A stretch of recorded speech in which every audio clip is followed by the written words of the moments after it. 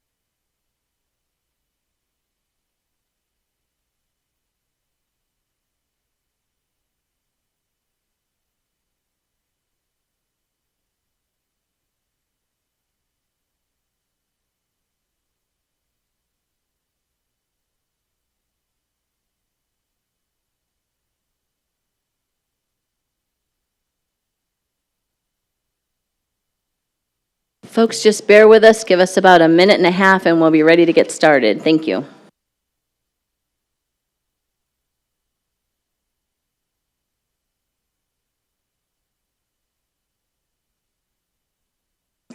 Guess I don't even need a minute and a half. I will go ahead, I look down the row and everybody's in their seats. I will go ahead and call to order the Gilbert Council meeting for September 19th, 2023. If I could please remind everyone to turn off or silence your cell phones and devices. We would appreciate that very much. Council members, I look to all of you too to do so. And we will start with an invocation by Pastor Brad Myers of Central Christian Church. Thanks for being here with us, Pastor. There's a button on the bottom of the mic. There you go. Thank you. If that's all I had to do. Well, thank you so much for the invitation to be with you and to bless this meeting. So, Father God, I pray for this meeting tonight. Give these council members wisdom and guidance as they deliberate on the items before them. We ask that you open our ears so that we may hear your voice.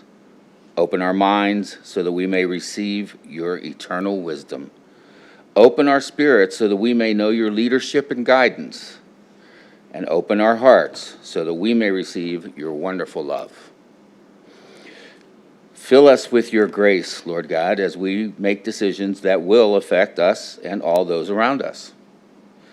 And continue to remind us that all we do here, all that we accomplish, is for the pursuit of truth, for the greater glory of you, and for the service of humanity. In Jesus' name we pray. Amen. Thank you so much, Pastor. We appreciate that and appreciate your time coming out this evening to offer an invocation for us. If you could, there you go, thank you. We have a new system tonight, folks, so bear with us as we get used to using it. Vice Mayor, if you would please lead us in the Pledge of Allegiance. Thank you. Would you all stand and please honor our nation with I pledge allegiance to the flag. Oh, did it go through? Sorry. I pledge allegiance To the flag of the United States of America and to the republic for which it stands, one nation, under God, indivisible, with liberty and justice for all. Thank you, Vice Mayor. If I could ask our town clerk, Herrera, to please take the roll. Mayor Bridget Peterson, Here. Vice Mayor Kathy Tilkey, Uh-oh, I have to turn everyone's mics on.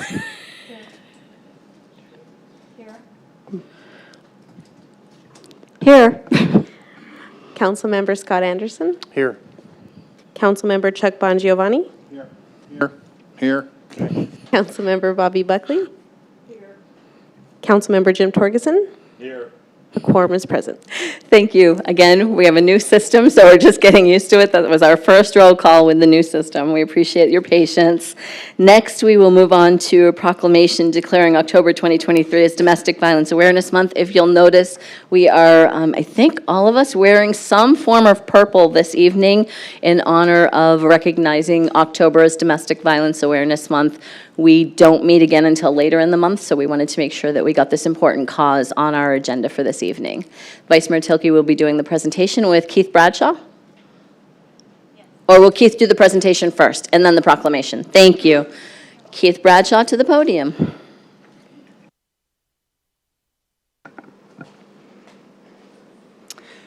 Good evening. On behalf of the entire Domestic Violence Awareness Month Committee, It's a pleasure for us to be here today and to highlight October as the National Domestic Violence Awareness Month, which we are excited to promote here in the town of Gilbert. My name is Keith Bradshaw, and I have the honor of serving as the committee chairman and working alongside these dedicated committee members who, like me, are passionate about combating domestic violence and all of its adverse derivatives. As you can see, our committee is comprised of professionals from several different sections and departments within the town of Gilbert, each playing a unique role in our endeavors to foster greater awareness in the community. Serving alongside us are several external stakeholders who provide substantial support and resources to those who have been victimized within our community. As we work collaboratively with these community agencies, we have developed professional relationships that have maximized the way we execute the delivery of our workflows in order to achieve positive outcomes in the lives of those directly impacted by domestic violence. The Domestic Violence Awareness Month theme for this year is Everyone Knows Someone. Since domestic violence transcends all social, economic, cultural barriers, part of gaining awareness is being more assertive and speaking up when something is amiss, and even identifying someone that we may know who very well could be the one of more than 10 million women and men who are victimized by domestic violence each year in the United States. Another component of awareness is breaking down the negative stigma that all too often accompanies victims of abuse. Once you begin and understand and recognize the dynamics of domestic violence, which are briefly stated here in this slide, it becomes easier to see how speaking out about it is really the first step to reducing it. We hope to create dialogue and foster more awareness in the town of Gilbert through the following events. First, on October 1st at dusk, the Gilbert Water Tower will be lit purple to honor October as the National Domestic Violence Awareness Month. And then, of course, throughout the entire month of October, we're going to be receiving donations to our partners, Winged Hope and A New Leaf, and you can see the QR codes there. These are going to be prominently displayed throughout the town and through social media. And really, we can't understate just how much these external community agencies do in supporting our endeavors as a town to helping those impacted by domestic violence. On October 21st, Saturday from 8 a.m. to noon, we'll have our committee members out at the Gilbert Farmers Market promoting DV awareness. But really, our premier event will take place October 26th from 5:30 to 7:30, right outside the Gilbert Public Safety Building by the memorial, where we will have an event to really highlight the awareness that we all need to have. We'll have some speakers, including a victim. We'll have ribbon tying, food trucks, and other events taking place there to really bring us together as a community to recognize this social ill and how we can all contribute to combating it. To find out more information about anything I just talked about and to stay abreast of the additional things we may be posting, you can go to gilbertaz.gov /DVAM, and the QR code there will take you right to it. Thank you very much. Thank you, Keith. And now we'll have the presentation of the proclamation. If everyone that's here with the DV group, if you could come down and join the Vice Mayor and Keith, please, at the front.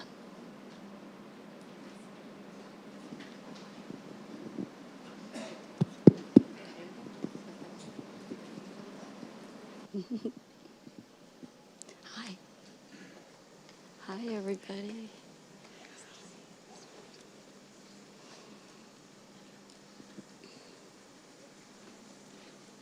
Oh, my goodness.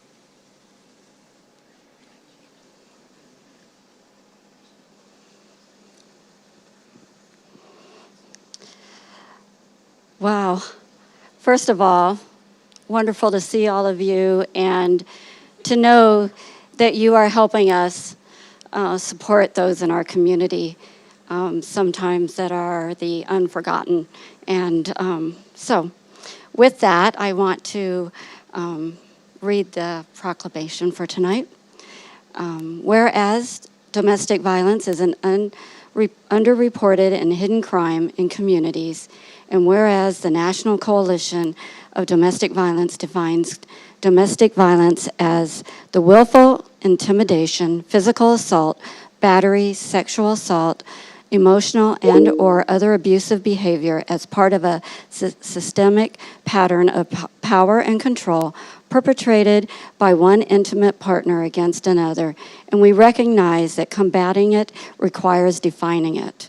And whereas, while domestic violence affects over 10 million Americans each year across all demographics, it is 100% preventable with awareness, advocating, and educational efforts designed to empower victims, families, communities, and institutions, and to help break the behavioral cycle of abusers. And whereas Arizona ranks as the 5th highest state in America for domestic violence and victimization, and whereas Gilbert actively serves on the Maricopa County Association of Government's Domestic Violence Subcommittee to ensure regional discussions, efforts, and policies support domestic violence victims. And whereas Gilbert's Police Department responded to over 2,400 calls for service related to domestic violence, assault, abuse, and violation of court order between July 1st, 2022 and June 30th, 2023.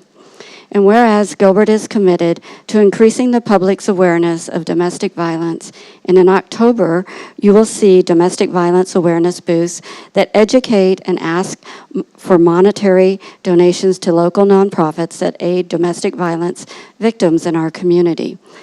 And whereas the dedication of Gilbert's family violence officers, police counselors, prosecutors, and victim advocates can be found in their daily efforts to save lives, as well as Gilbert's Domestic Violence Specialty Court, which offers accountability for victims and education through court-mandated counseling for offenders. And whereas the community is invited to attend a domestic violence awareness event to be held outside of the Gilbert Police Department main lobby doors at 5:30 p.m. on October 26, 2023.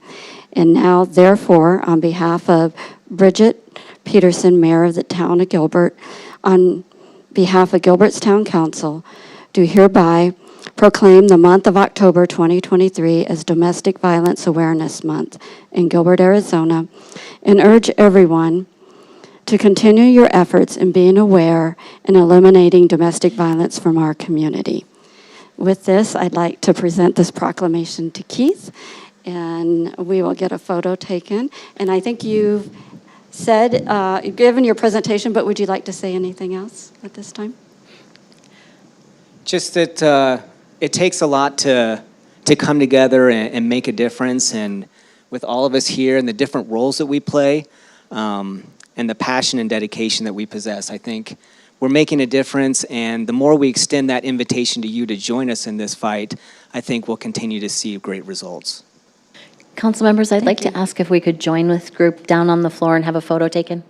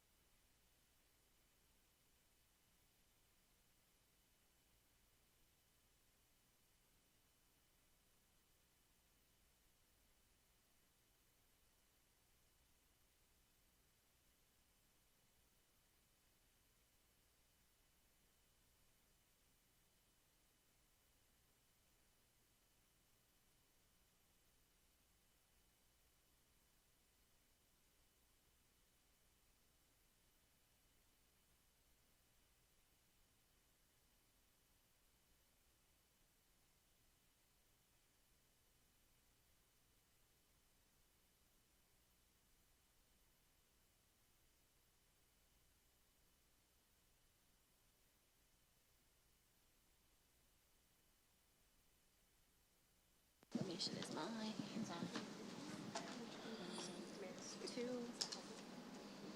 Oh, thank you. Next, we have a proclamation declaring September 2023 as Ovarian Cancer Awareness Month, and I'd like to invite Rachel Sackett to join me. Rachel, last year I wore teal just for you, and tonight I had to wear purple, and I appreciate all that you do, and the water tower is being lit tonight, teal for ovarian cancer awareness. Whereas ovarian cancer is the 5th leading cause of death for women, and the American Cancer Society estimates in America in 2023 over 19,000 women will be diagnosed with ovarian cancer, and 13,000 will die, which includes 450 new cases and 320 deaths in Arizona. And whereas due to vague symptoms and lack of a reliable early detection test, most women are not diagnosed until stage 3 or later, when the cancer has already begun to spread outside of the pelvis. And whereas, although the 5-year survival rate for stage 1 ovarian cancer is over 90%, only 15% of ovarian cancers are diagnosed at the early stage, with the current 5-year survival rate for late-stage ovarian cancer at below 30%. And whereas women's lives can be saved through increased public awareness of ovarian cancer and its risk factors, signs, and symptoms. And whereas this month, the Gilbert, Arizona joins those who are battling ovarian cancer, honors those who have lost their lives to it, recognizes the loved ones affected, and admire our state's many dedicated healthcare workers whose efforts aid those suffering, brings awareness to us about this silent killer and hope for better diagnosis, treatments, and a cure. And now, therefore, I, Bridget Peterson, Mayor of the Town of Gilbert, on behalf of Gilbert's Town Council, do hereby proclaim September 2023 as Ovarian Cancer Awareness Month. And I encourage all residents of Gilbert to support the ovarian cancer awareness by educating yourself and your loved ones and visiting your doctor regularly. You're welcome, Rachel. Want to say a few words? Sure. Rachel, you have a story to tell, I know.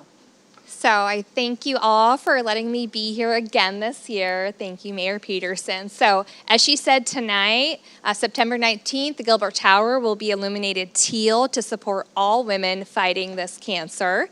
And on October 7th at Gilbert Regional Park, we actually have our National Ovarian Cancer Coalition, our Together in Teal walk. We'll be walking 1.78 miles to represent the 1 in 78 women that are diagnosed with ovarian cancer every year. And as the mayor stated, because there's no early detection test, people are usually diagnosed in later stages. Myself, it took 4 months and 2 surgeries to be diagnosed with ovarian cancer. So please take a moment to review the cards that my friend Jamie handed out, learn the signs and symptoms, talk to your healthcare providers, and hopefully together we could help save the lives of many women in this community. So thank you so much. Thank you, Rachel. Thank you for bringing it to our attention every year, too. I know Kirsten's going to want to get a photo, and she's going to move us over a little bit. I'm going to put it behind me. Behind Rachel. This is for you. Thank you. Thank you. Thank you so much. Take care. And I loved all your photos last year with the water tower downtown, so I expect to see those again this year. Next, we have a proclamation declaring September 17th, 2023, to September 17th to the 23rd of 2023 as Constitution Week, and I'd like to invite Mara Makowski and Carolyn Harris and anyone else that's here from the Daughters of the American Revolution, DAR members, right here. Thanks for joining us. Constitution Week, and I'm glad you got this in. We talked about this last month at VAB, Veterans Advisory Board. Constitution Week, whereas September 17th, 2023 marked the 236th anniversary of the signing of the Constitution of the United States of America during the Constitutional Convention in 1787. And whereas the United States Constitution remains the cornerstone of American democracy, and whereas remembering, recognizing, and honoring this bedrock document that currently serves as the longest surviving government charter still in use, in the world, thanks to our founding fathers' foresight, is critical to our country's future successes. And whereas it is imperative that we continue to educate ourselves and our future generations about the Constitution and America's founding principles for federal and state government, individual liberty, the separation of powers between the branches of government, and now, therefore, I, Bridget Peterson, Mayor of the Town of Gilbert, Arizona, on behalf of Gilbert Town Council, do hereby proclaim September 17th to the 23rd, 2023 as Constitution Week, and invite our community members, young and old, to learn and reaffirm the ideals of the Constitution by educating yourself about this historic and living document, its powers, its limits, and its history.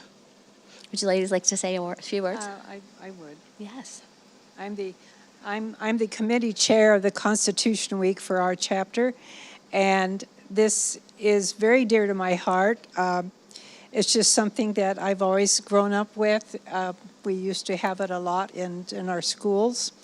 And what I brought for you tonight, and also for the town council members, this is the preamble, but it's explained to kids. It's used in the schools.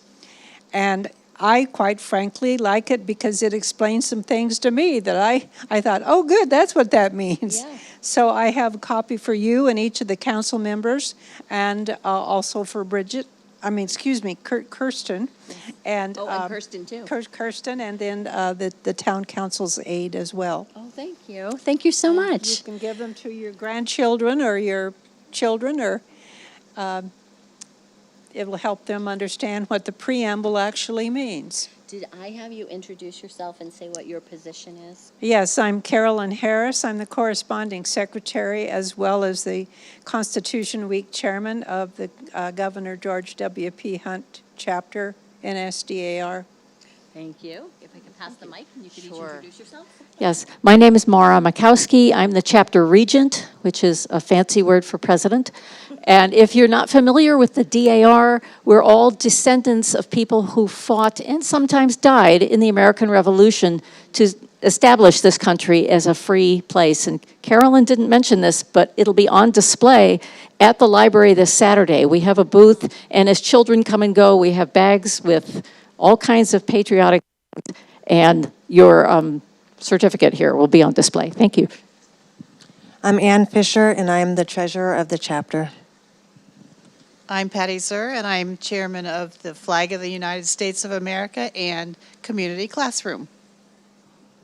I'm Kathy Pennell. I'm the parliamentarian for our chapter and also the state official for the Service for Veterans. And with that, I work with the VAB here at Gilbert, and I love being a part of that. Thank you. I love your earrings, and I love your earrings. Kathy, you're every place that I go, I think. I think every event that I go to, you are there. So it's great to have you here tonight to thank you for making sure that this got into the town too this year. And my husband's grandmother was a member of the DAR. All right. Mm-hmm. Guess what? He could be, right? Yeah.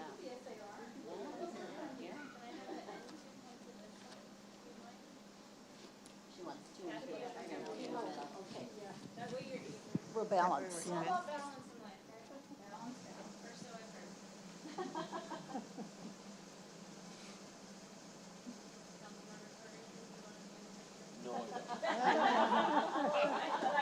haven't gotten that far. You're welcome to. Ready? 1, 2, and 3. Thank you. Thank you, and thank you. Thank And you let me very fold much. that over for you. Yes. There you go. Thank you. So nice to see you. Thank you. Thanks, Kathy. Appreciate you. And then I think it's a presentation. Yes, as I walk back up to the dais, I'm going to go ahead and introduce the Gilbert Sister Cities Youth Ambassadors.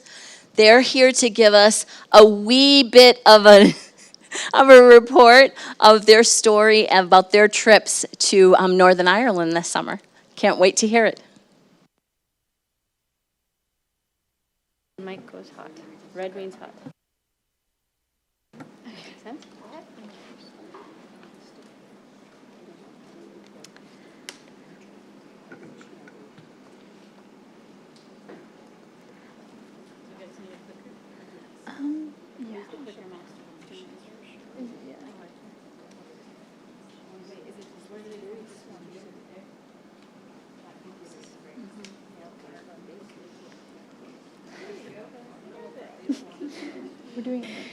Make sure you each introduce yourselves too, please. Thank you. I just wanted to begin by saying thank you to the town council for allowing us to come and speak about our experience on behalf of all of the 2023 youth ambassadors. And I wanted to introduce myself. My name is Kiera Carter and I attend Higley High School. My name is Yagoda Gliniak, and I attend Gilbert Classical Academy. My name is David Wang, and I attend Gilbert Classical Academy. My name is Amara Manning, and I also attend Higley High School. Throughout my time within this program, I have been able to learn multiple valuable lessons and information that I'm going to be able to carry with me well throughout my future. I've had the opportunity to attend and learn from multiple clinics, including an essay, interview, and a solicitation clinic. As a senior in high school, I began the college application process, and have been able to attend something like an essay clinic has never been more valuable to me, as I write essays, writing supplements, and personal statements in order to help me gain in my future. And then along with that college application process, as I apply to some more rigorous schools, sometimes they can choose to ask for applicants to have interviews. And so to have been given the opportunity to attend an interview clinic and been given advice, tips, and techniques from a professional standpoint has become invaluable for me. And then also as I enter adulthood and a more professional workforce, having, again, that interview clinic is something that I'm just going to be able to use for the rest of my life. We also had a solicitation clinic, which has helped me better connect within my community of Gilbert. Through the solicitation clinic, I was able to make connections with leaders in Gilbert and then also small business owners. And those are connections that are invaluable and things that I would not have been able to do and I would not have known how to do without Gilbert's sister cities. I also learned Gilbert through a historical aspect. Learning the history of Gilbert has helped me really understand what community is within Gilbert. It's close-knit and it's more like a family, which is not something that you can say for every town. And as someone who's not native to Gilbert nor Arizona, through this program I was able to find and meet one of my best friends, and I also was given an opportunity that I couldn't have imagined in another town. Finally, I wanted to say that this program has helped me feel confident in the fact that I am going to be an independent, contributing member of society. Thank you.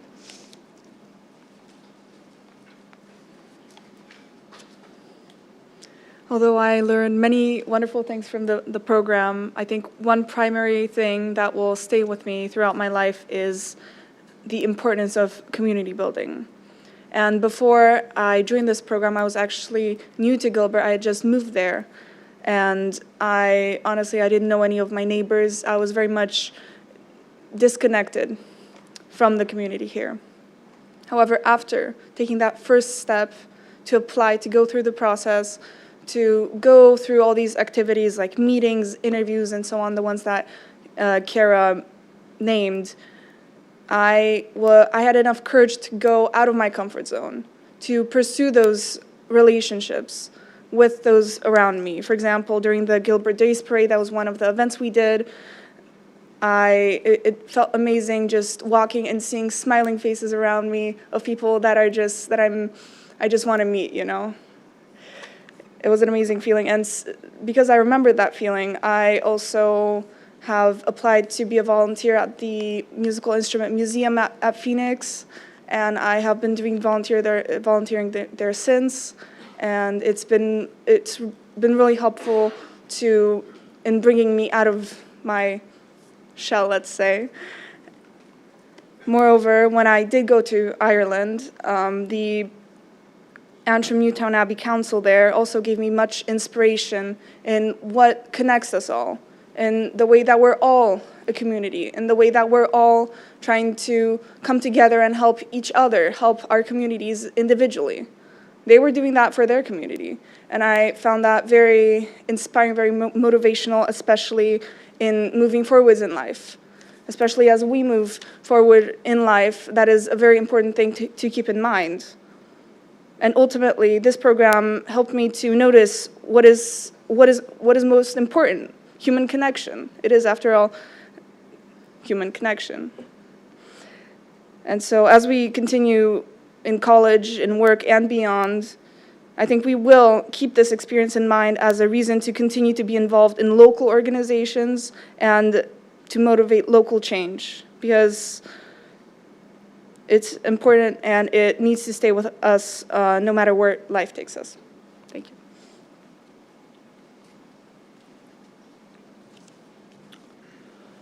All right. Good evening, everyone. Good evening to all those behind me who attended today. Before I begin, I'd like to thank all of you for allowing us the chance to speak to you about perhaps one of the most impactful programs we have ever been a part of. Just a year ago, I couldn't imagine standing here today and giving this speech, and it's truly these connections fostered by Gilbert Sister Cities that have allowed all of us such an honor. Now, over the course of this program, I've connected with unique individuals, both here in Gilbert and abroad in our sister city, Antrim Newton Abbey, Northern Ireland. In Gilbert, I connected with various business owners, even out in Mesa, during our TRIPS donation campaign. I've grown closer to my fellow ambassadors, as well as students at my own school. And last but not least, I'm honored to be able to work with the Gilbert Sister City board members and give this speech today in front of you all as the leaders of Gilbert. Now, in Northern Ireland, the connections I made flourished, whether it was meeting the friends of my exchange partner or his entire family. These are memories I will truly treasure forever. In Northern Ireland, there was a weekly volunteering event for a run, and I met the most friendly and helpful local people there. And of course, I met the councilors and the mayor, Mark Cooper, of the borough of Antrim Newton Abbey, and I will never forget that experience. Now, onto a more personal level between myself and my exchange partner, Matthew Byrne. When we first moved to each other's houses for 2 weeks, the atmosphere was naturally a bit awkward, being in a new home, thousands of miles away, a new country, but we found a common connection in music. He played the guitar, I played the piano, and for those first several days, we played those instruments for each other. We really got to adjust and get to know each other better. My point here is that even factors such as music have enhanced the connections and brightened the lives of all those involved in Gilbert Sister Cities. Now, just 3 years ago, I was a nervous freshman, having just moved here to Arizona from Utah and into online school amid the pandemic, as many of you may recall. However, I've made new connections since then, enhanced by Gilbert Sister Cities. And as I stand here before you all today, I truly believe that my fellow ambassadors, past ambassadors, and I have truly grown as individuals, better prepared for college and a life beyond. I am truly excited for what this program holds in the future. Thank you.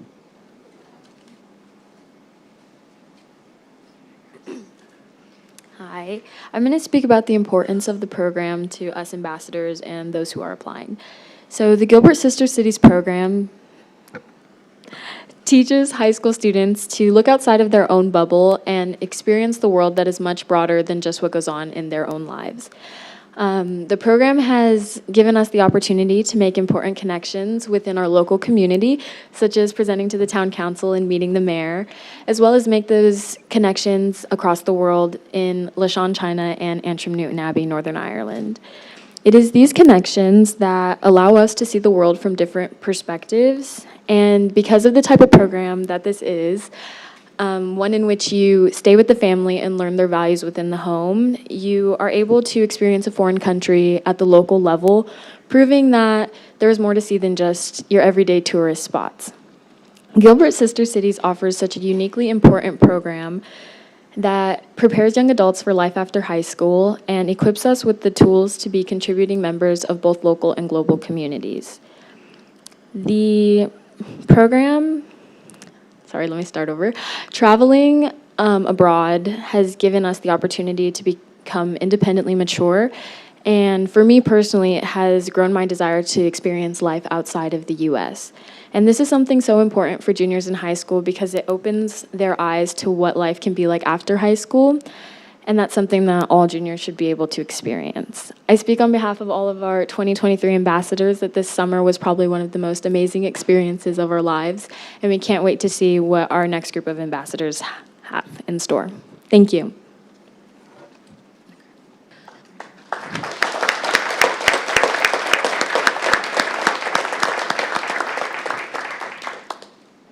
The four of you are quite different from the first time I met you just about a year ago for the first time.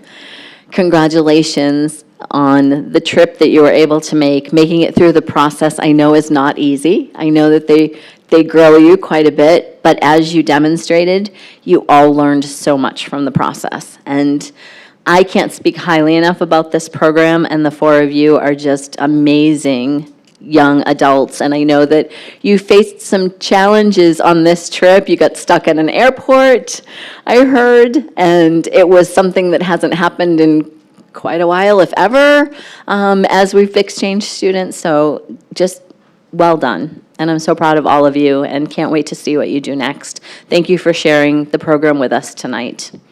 I love it. I hope everybody else loves it too. Thank you.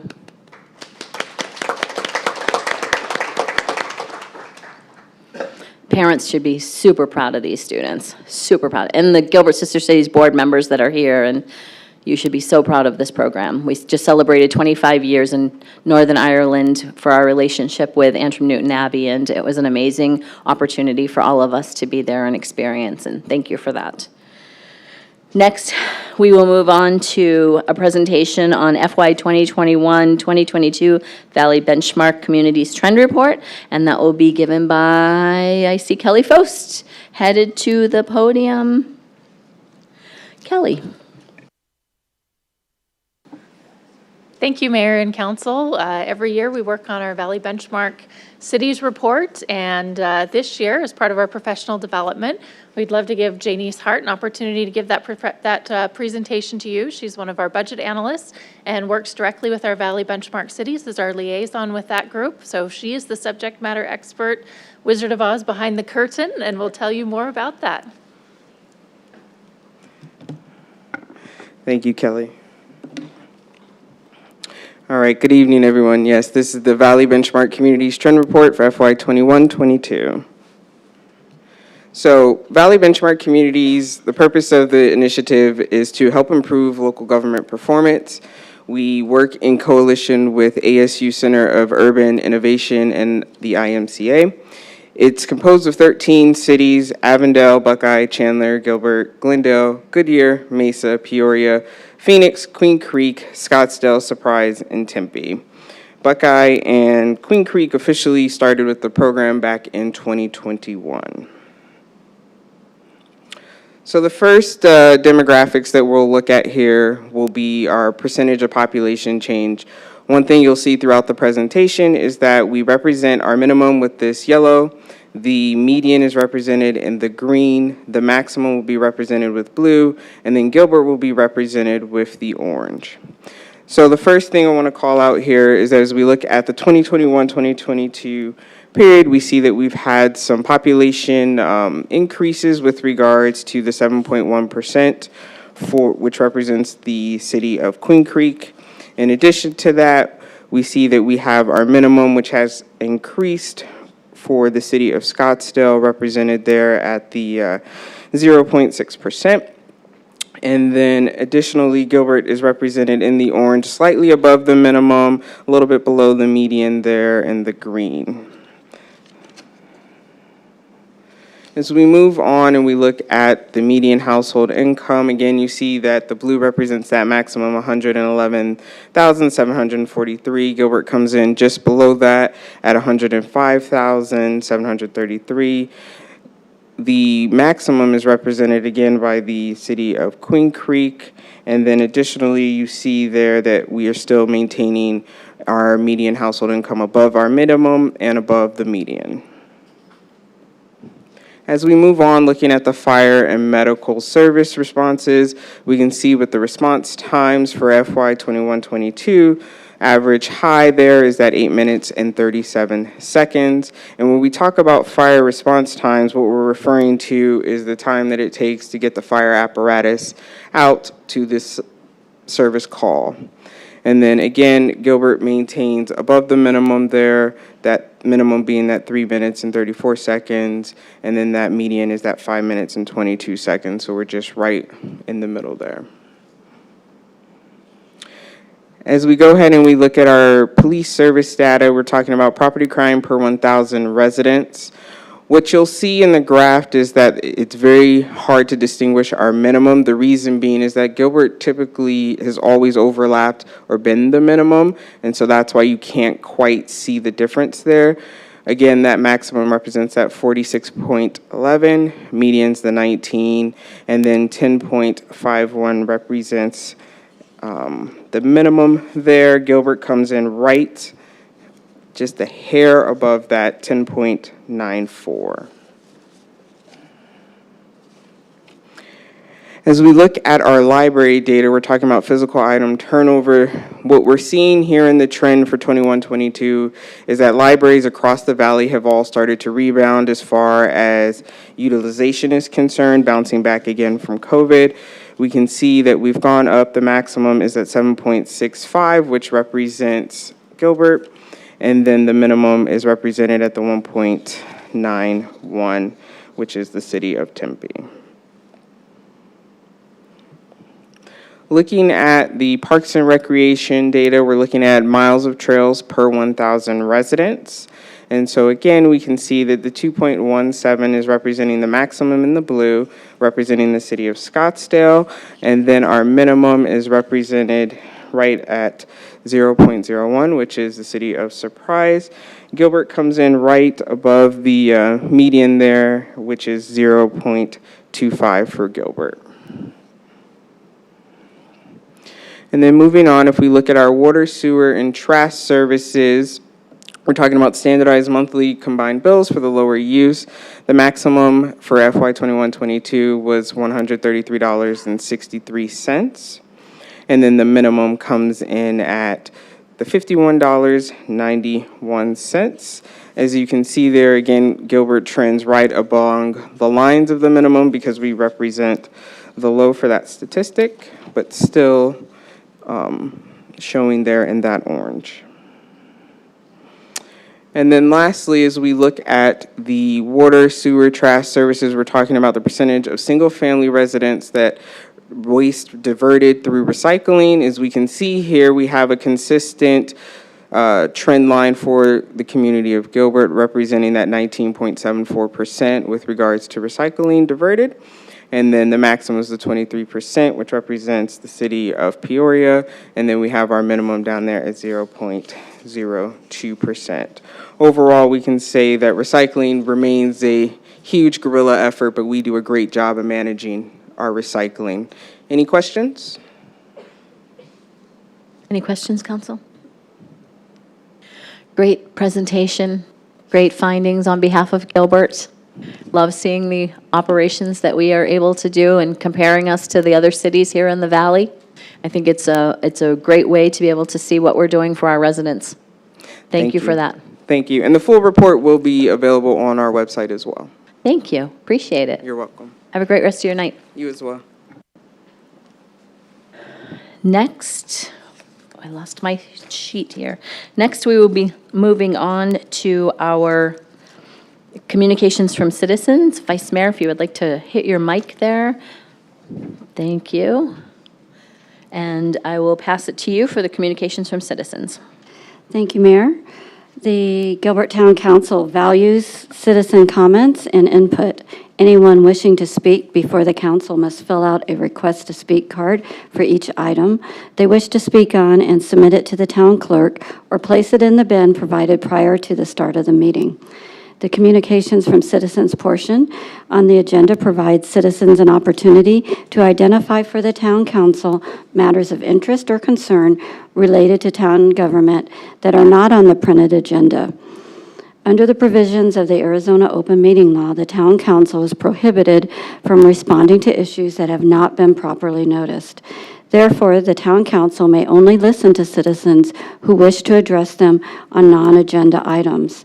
At the conclusion of the open call to public, response is limited to individual members of the council responding to criticism made by those who have addressed the public body, asking staff to review a matter, or asking that a matter be placed on a future agenda. The town asks that when your name is called, you come forward to the podium, state your name and place of residence, and then begin speaking. All speakers are expected to observe common standards of decorum and courtesy. Personal attacks, political speeches, or threats of political action are inappropriate in this forum and will be grounds for ending a speaker's time at the podium. With that, our first speaker will be Jim Freedom, followed by Brandon Riff. Jim, if you will come forward, and we'll have you turn on the mic. So down on the bottom there, Mike will do red. You'll have 3 minutes, and you'll be noticed when the 3 minutes is over. Thank you very much. Thank you. Good evening. I am Jim Freedom, resident of Earth. I am an investigative journalist for Street News Network. In 2023, public records should be the easiest action for a government to perform. News agencies, including independent journalists, need to be able to access this information in a timely manner in order to disseminate it to the public and inform the population of events happening around them. There's a reason it's mentioned specifically in historical documents, and there's a reason governments fight so adamantly to suppress it, because knowledge is power and because they have something to hide. Does 2 years for body camera footage sound reasonable? In 2023, 2 years is an absolutely unreasonable amount of time for a computer file to be reviewed and transferred. How can we run a successful news organization if we have to wait 2 years for information? After some investigation, I've learned and have proof that the government treats me differently than it treats mainstream media when it comes to obtaining public records. This is a violation of well-established law, but it is still normal, everyday procedure. It's absolutely ridiculous that we have to file a lawsuit to get the government to follow its own rules that it wrote, and even if that will only ensure that they follow the law with us. They'll still take 2 years for any other aspiring journalists unless they are lucky enough to have the resources and time to file and go through a lawsuit of their own, and are lucky enough to win that lawsuit against known liars and cheaters. Here in Gilbert, you're talking about raising the price of public records by $46 an hour for body camera footage.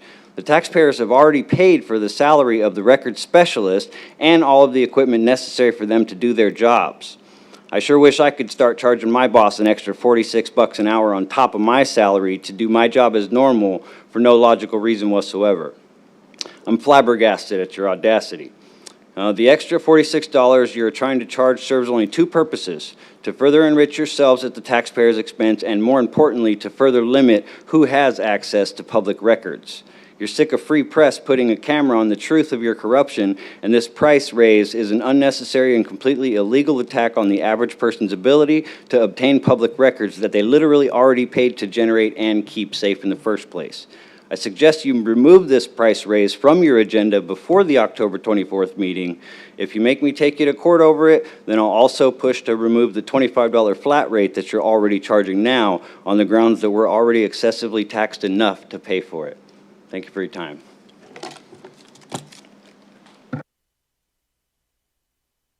That's okay. Thank you, Jim. Brandon Riff, and following Brandon will be Ryan Handelsman. Good evening. Exactly 1 year ago, the mayor had the SWAT team remove myself and other residents from the council meeting, violating our First Amendment rights.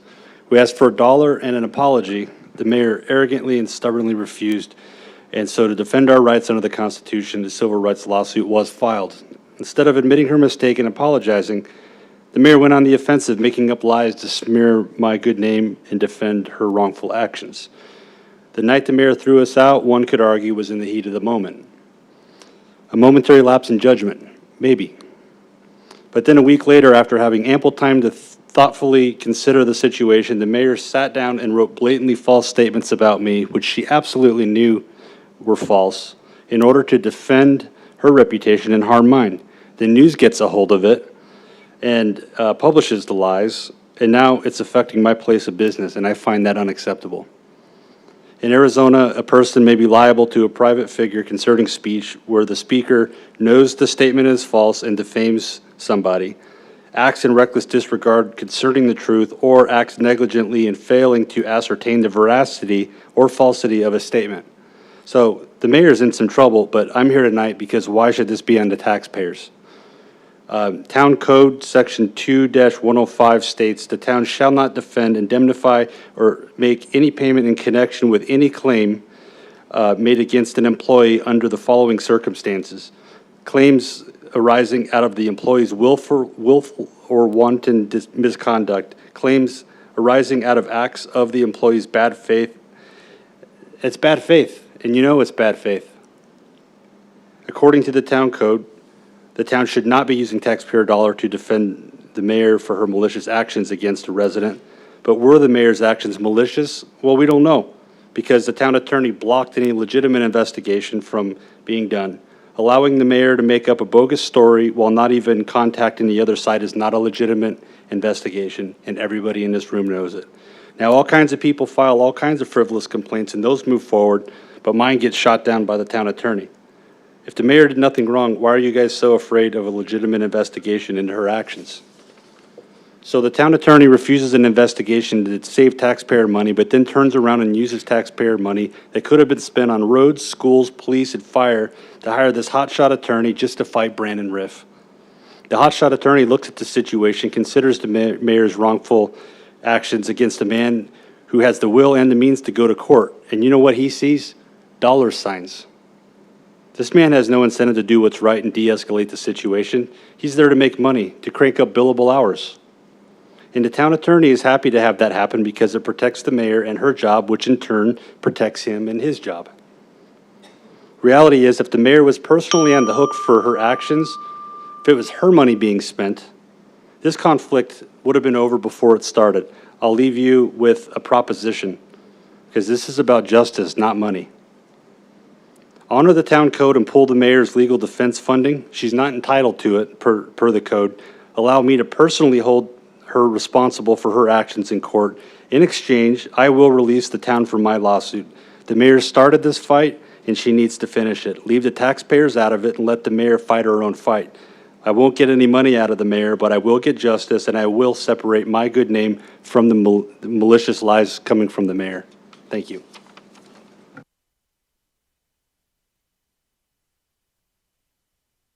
I'll just keep it on. Thank you, Brandon. Ryan, you're up there, and following Ryan is Aaron Acurso.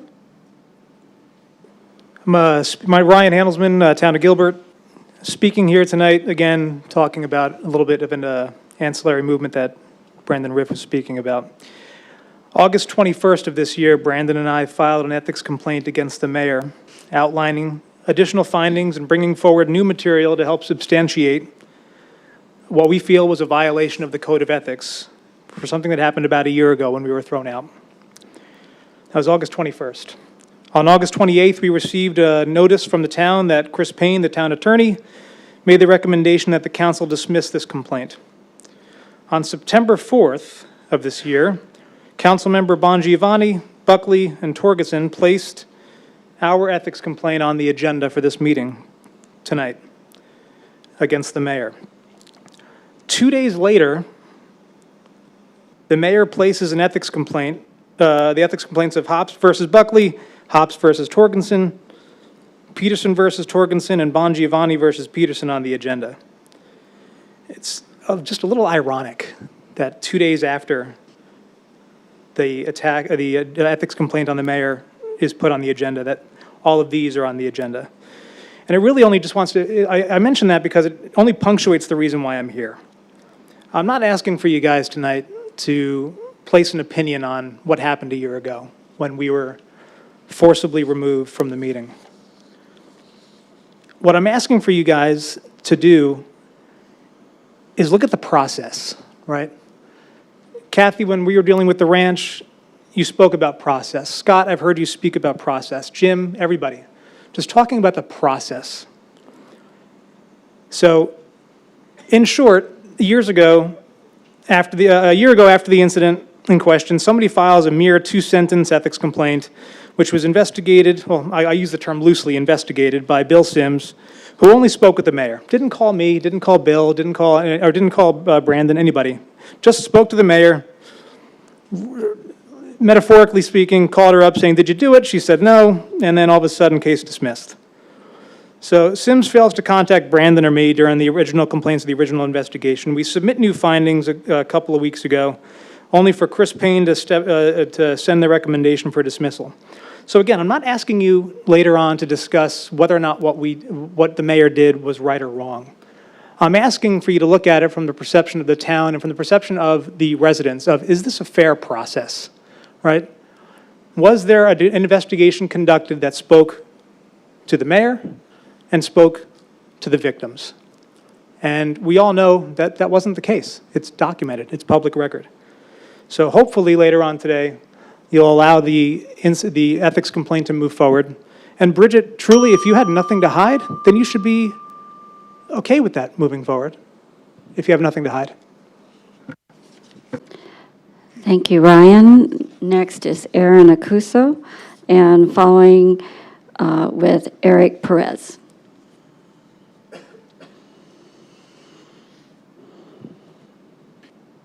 Good evening, Mayor, Council. My name's Aaron Accurso, a resident, 17-year resident of Gilbert. And I'd like to bring to your attention what a neighboring municipality, Queen Creek, has on their agenda tomorrow evening at their council meeting. Mayor Julia Wheatley and Councilmember Leah Martineau has proposed a resolution on this upcoming agenda regarding masking and vaccinations within the town of Queen Creek. I'd like to read you a couple of items from this proposed resolution. Whereas town council believes the decision to wear a mask and to receive a vaccination are personal decisions, not something to be mandated by government, and whereas the town council believes in the right and liberty of individuals to make personal decisions according to their convictions, it is resolved, or proposed to be resolved, that it shall be the policy of the town to allow employees to make their own decisions regarding vaccines and wearing masks, as those are personal decisions that do not require government mandates. Also, because the decision to receive vaccination is a personal decision that should be made according to the individual's own convictions, and employees of the town will not be compelled to wear a mask or be vaccinated to keep their jobs. Another, the town council recommends its citizens and general public exercise personal responsibility to prevent illnesses, but commits not to implementing measures such as mask mandates, business closures, vaccination requirements, curfews, or any similar measure. I want to take this moment to ask you guys to look to the town of Queen Creek as an example with this proposal, and I ask that you potentially bring it before our council and make the same or very similar resolution with regard to our town employees and our citizens. It is their God-given liberties and freedoms to act or not act on their own behalf without the interference of the town government or any government that happens to preside over them. I have copies for each of you of the proposed resolution. It is in their town packet or town council agenda packet that's going before their meeting tomorrow. And I would like to pass it off to whomever can take it to give to the town. Thank you for your time. Thank you, Aaron. Judy will take that from you. Thank you very much. Eric Perez.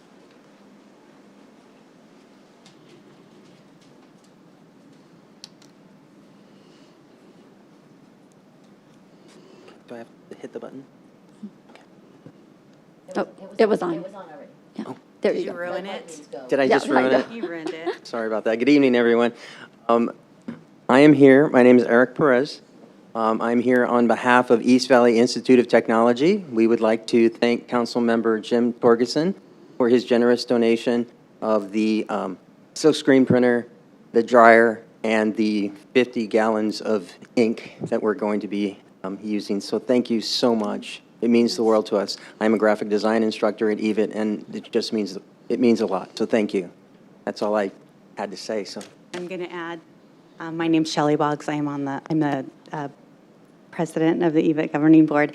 And I just wanted to add that EVIT is only as good as our community and our industries. And because of that, I, in my humble opinion, think we are the best CTED in the country. And of course in Arizona. So anyway, thank you very much. It was good to see you guys. Thank you. Thank you very much. Mayor, that is it for the communications from citizens. Great, thank you, Vice Mayor, and you're moving on to the consent calendar. Yes, Mayor. I have a request to pull number 8G for you, Mayor. Did you want to speak to that now? Yeah, I'll just make a comment on that. I noticed 8G is a grant for the police department to receive to continue providing student resource officers in our junior high schools and high schools. And I noticed that one of the local news channels picked up that story, and I just wanted to make a comment that I think as you've seen tonight in this room, students and our kids are so important to this council, and that is one reason that this council and our police department are involved in having the student resource officers in our junior high schools and our high schools throughout our community and our 3 school districts that we support here in the town of Gilbert. Most people don't realize that schools don't fall under the authority of the mayor and council, so we don't pay teachers' salaries, we don't pay for the buildings, we don't maintain any of that, we just have no authority over those. But the relationship that we have between our police department and our schools is so important to us that it's important that we are able to accept grants like this in order to keep that going. And thank you to our police officers that are standing all over the room. And I personally know the SROs that serve in our schools, and they love their jobs. They love working with those students every single day. And I just wanted to make that comment. Thank you. Thank you, Mayor. I'd like to add number 50 and 51 to the consent agenda. Item 51, I'll read that, and then Councilmember Anderson will read item number 50. A motion to appoint the following member to the Self-Insured Trust Board, Aldo Valencia, as a regular member with a term beginning October 1, 2023, and ending September 30, 2026. And Councilmember Anderson?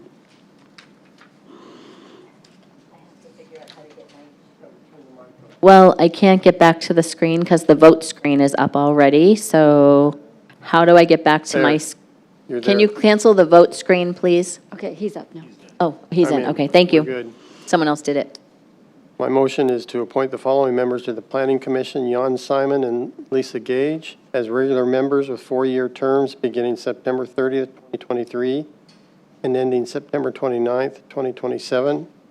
Noah Munt as a regular member with a partial term beginning September 30th, 2023, and ending September 29th, 2024, and a full term beginning September 30, 2024, and ending September 29, 2028, and Thomas Everett and Louis de Gravina as alternates with 1-year terms beginning September 30th, 2023, and ending September 29th, 2024.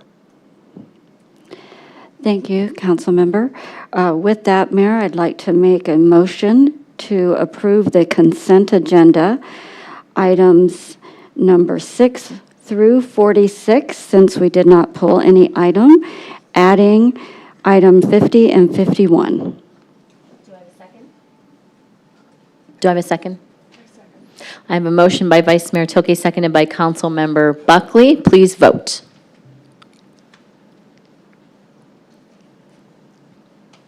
And that motion passes 6-0 with Councilmember Kirkowski is not present this evening, so unanimously 6-0. And that concludes our consent agenda. Moving on to the public hearing portion of our agenda.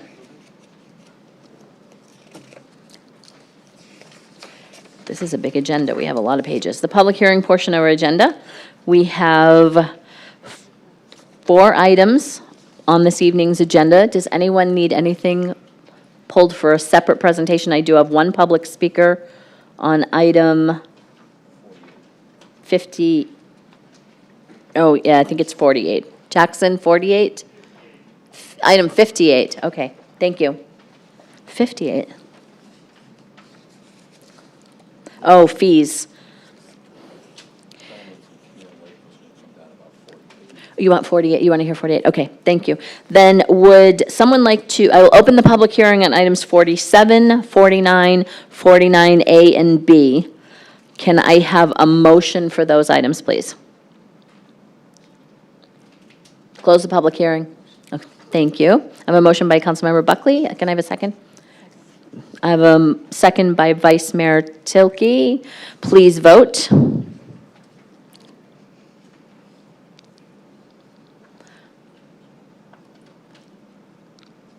And that passes 6-0. So that was 47, 49, 49A and B. We will move on to item number 48. Open the public hearing. Does staff have a presentation on item 48? I think I see, I can't tell who's walking this way. I have staff walking to the podium for a presentation.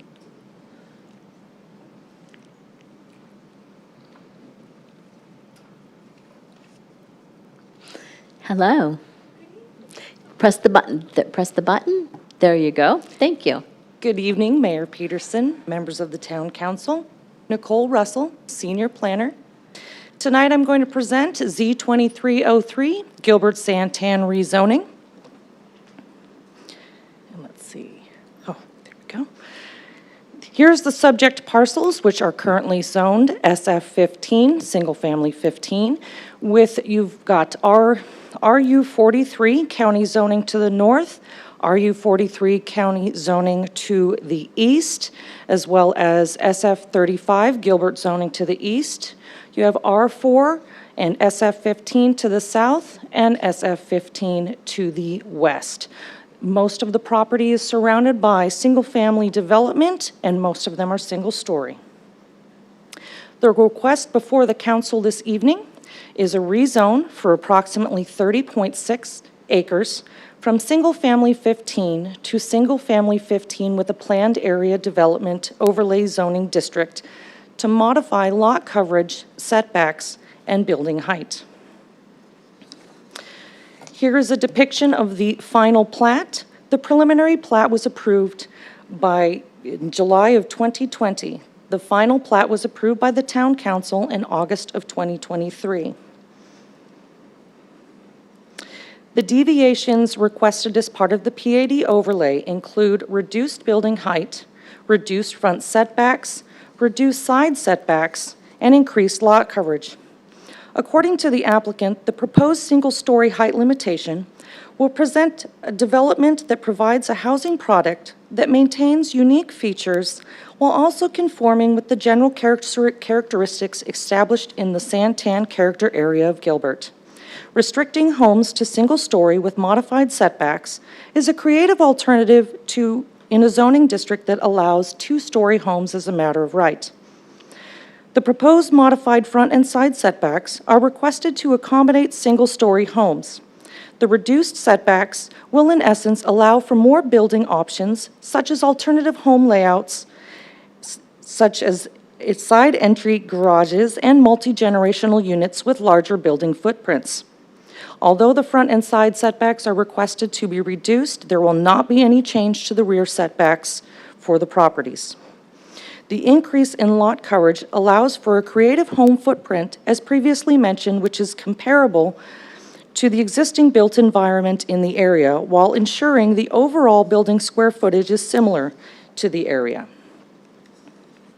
Here's a depiction of the development plan showing the reduced side setbacks to 10 feet and the option for a 15-foot front setback as well as a 25-foot front setback.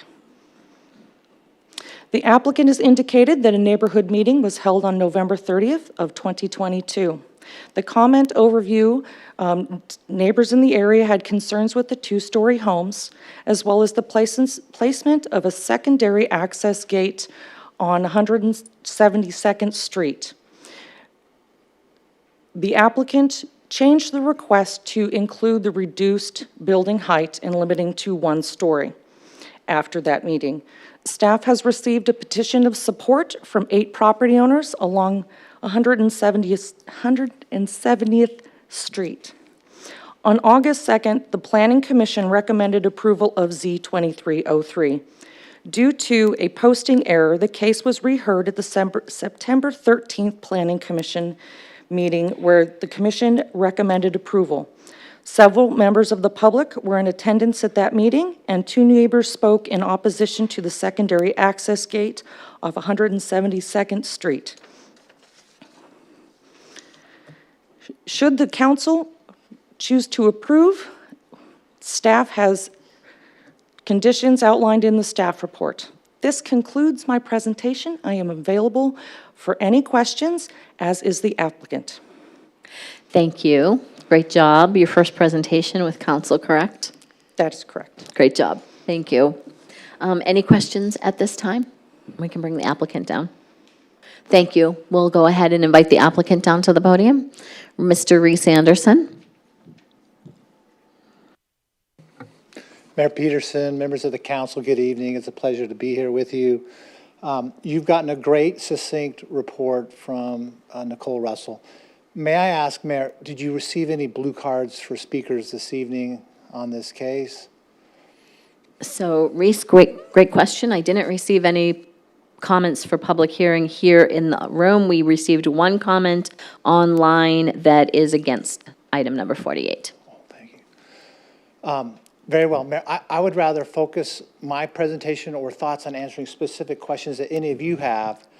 I've got a long PowerPoint that I can answer anything and everything, but I do not want to go there because this is really a very simple, no-brainer of a case. So I'd rather focus on questions that you or the council members may have, and I'm ready to answer those. I can answer anything you'd like. Yeah, thanks, Reese. Any questions? We have to get used to this. Thank you. Councilmember Torgerson. There we go. Since you seem to have support, what were the negatives that were attached to this? Now, Councilmember Torgerson, let me answer the question this way. The request that's before you tonight is for a change just to building setbacks and a self-limitation to single story. I have not experienced a single person that lives east, west, south, north of this project that opposes the request that's before you tonight. The opposition has been to the project that's already been approved and the plat's already been recorded for. And that was for a secondary access point on 172nd Street. That was vetted out by all of the town engineers and traffic department, as well as our own private consultants, as not being a safety issue. But that's not the question before you. Tonight, there is not, the easiest way to understand this, there's not a project in front of you that's being asked to be approved. There's a tweak to an already approved project that's being in front of you. That's it.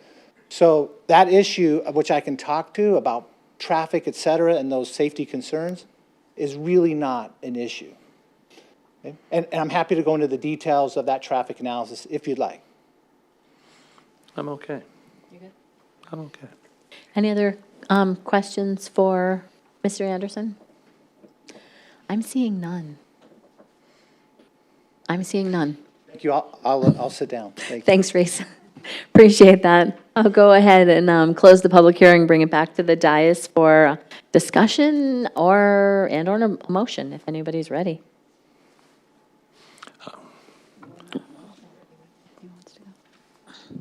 I move to accept the item, I just lost the number, I'm sorry, 48. 48. Z2303. Mayor, I'll second that, and I'd like to thank the applicant for working with the neighbors. And this isn't something we see very often, where they would come in and regulate to a one-story development. So, thank you. Thank you. I have a motion by Councilmember Torgerson, seconded by Vice Mayor. If we could please vote. Thank you. Motion passes 6-0 unanimously. Thank you, Mr. Anderson. Thanks for coming out this evening and working with the neighbors. Thanks, team. Great job on your first presentation. We will now move on to administrative items. We've already handled 50 and 51. Moving on to item number 52, consider acceptance of the budget report and contingency report for the fourth quarter of FY 2023. Is staff speaking to this? I see only if we have questions. Does anyone on the council have any questions on this issue? Can I get a motion to approve? I make the motion. And a second? I'll just, thank you. I think it's easier, and I think I can, as long as I say your names, I think we're good. We have a motion by Councilmember Buckley and a second by Vice Mayor. Please vote. Does that work, Town Clerk? Thank you.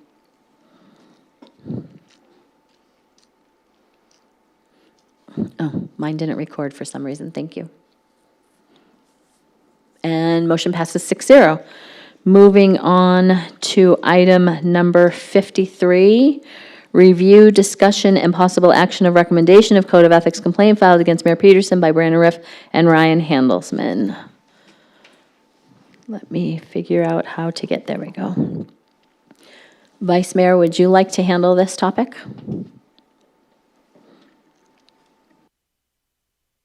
Turn your mic back on. I hit the wrong button. Oh, thank you. Okay, thank you.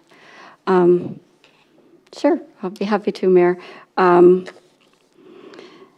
believe this process is different than the other ethics conversations, but I think that I'm looking at Chris. I know that we have a process for the other ones. Should we use the same process for this one? Vice Mayor, that'd be my recommendation. Okay. So it's my understanding that that this agenda item was placed on the agenda with a signature of 3 council members, Councilmember Bongiovanni, Torgerson, and Buckley. The process that we'll be using tonight for these items, Mayor, are you all right if I note that? So we will introduce the item and then have a council discussion. The respondent will have the opportunity to comment. If a complaint was presented against them, we will allow that person to respond. And then we will take council action. However, during the council conversation, the respondent will not participate in that portion of it, but we do want them to have an opportunity to respond before we take action. I'll just check, since this is kind of new, and make sure that we're doing that right and that we don't have any concerns with that process. And did I follow that all right, Chris? Yes, and Vice Mayor, if I could just add, when it comes to council action, you've got a few yes. few choices if you want to go through what those could be. Sure, I'd be happy to. Thank you for that. So possible council action. One is, well, first of all, a simple majority is needed to pass. So just so everybody knows that. And it's recommended that the council member who is the subject of the complaint not participate in any vote. So the possible council actions is take no action. So if the council takes no action, the complaint will be deemed dismissed with prejudice. adopt the ethics report recommendations, and we can just do that with a motion. Reject the ethics report recommendation. If the council rejects the ethics report, the council may make a determination that an ethics violation has occurred. However, if the council finds a violation has occurred, a vote of 5 members of the council is required to censor a council member. If the council rejects the recommendation from the attorney's office, the council may instruct the attorney's office to take specific action. I know that's a lot. We're going to try to work our way through it. It's because this is new. This will be the only time we're going to have this conversation because as far as I can, unless something's hanging out there, there may be one out there, but the new ethics policy will be in place and we will follow that procedure in the future. So with that, the introduction of number 53 is a recommendation to reopen a new complaint investigation on a prior complaint that was investigated and received against Mayor Peterson, and this is brought forward by Brandon Rith and Ryan Handelsmith. Vice Mayor, before we continue, I would like to ask for a 5-minute recess because I would like to talk to the town attorney about something. Okay. I think that's fair. So we will take a 5-minute recess and come back and go right into item 53.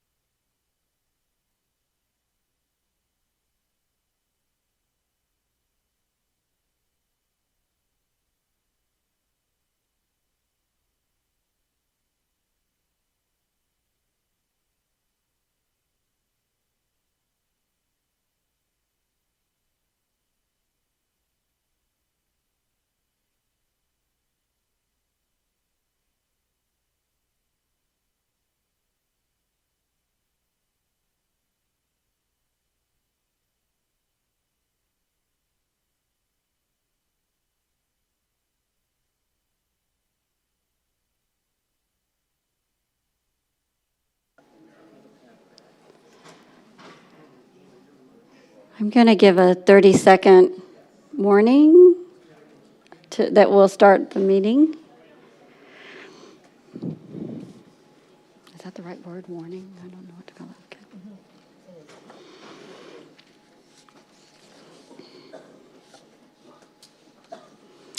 All right, here we are back, and we're going to be discussing item 53.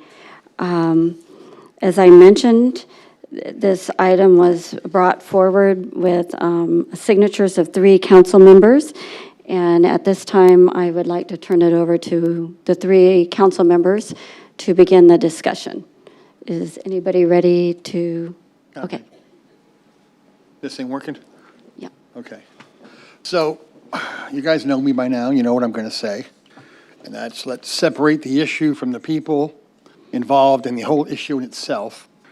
And I'm going to bring out my inner vice mayor, because she's taught me to look into the future about future ramifications. Future ramification for this, if we don't move forward with it, it's pretty simple. We're creating an environment where we can all get a get out of free jail card. What I mean by that is this. Let's say I do something that's horrible, and I'm concerned that someone is going to file an ethics complaint against me. So I call up a friend of mine and say, hey, file an ethics complaint against me, but give me really, really weak evidence. So this way, when it goes through, I am cleared of any kind of ethics violation. I think in this situation, not having the person who's actually grieved file the ethics complaint is a slippery slope that I'm concerned for us if we just wipe this out and not move forward with it. I don't believe the investigation was significant if they didn't talk to all parties involved.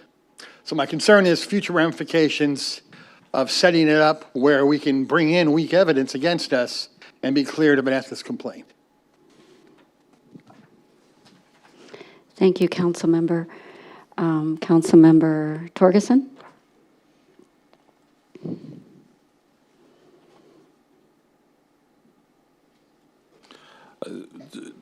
Basically, I'd like to reiterate what he said. Not here to pass judgment, not here to declare somebody has or has not been unethical. But the point is that I don't see how we can consider ourselves holding everybody to a same standard when a 2-sentence complaint is filed and it removes the opportunity for the people that consider themselves to be victimized to no longer have a right to file that. And to be spoken to by an investigator, to have at least their side of a story heard. To me, it's akin to saying, and this isn't to cast blame, but if you had a domestic violence situation, you only spoke to the abuser and you never spoke to the one that was abused. I'm not trying to say somebody is wrong or right in the situation. I think that the process is so severely flawed, and allowing someone else to take the voice away from 2 people that deserve to be heard is completely inappropriate. And those 2 people deserve to be heard. So that's the position I have on it. Thank you. Councilmember Buckley? I just want to reiterate and go with what Councilmember Bongiovanni and Councilmember Torgerson have said.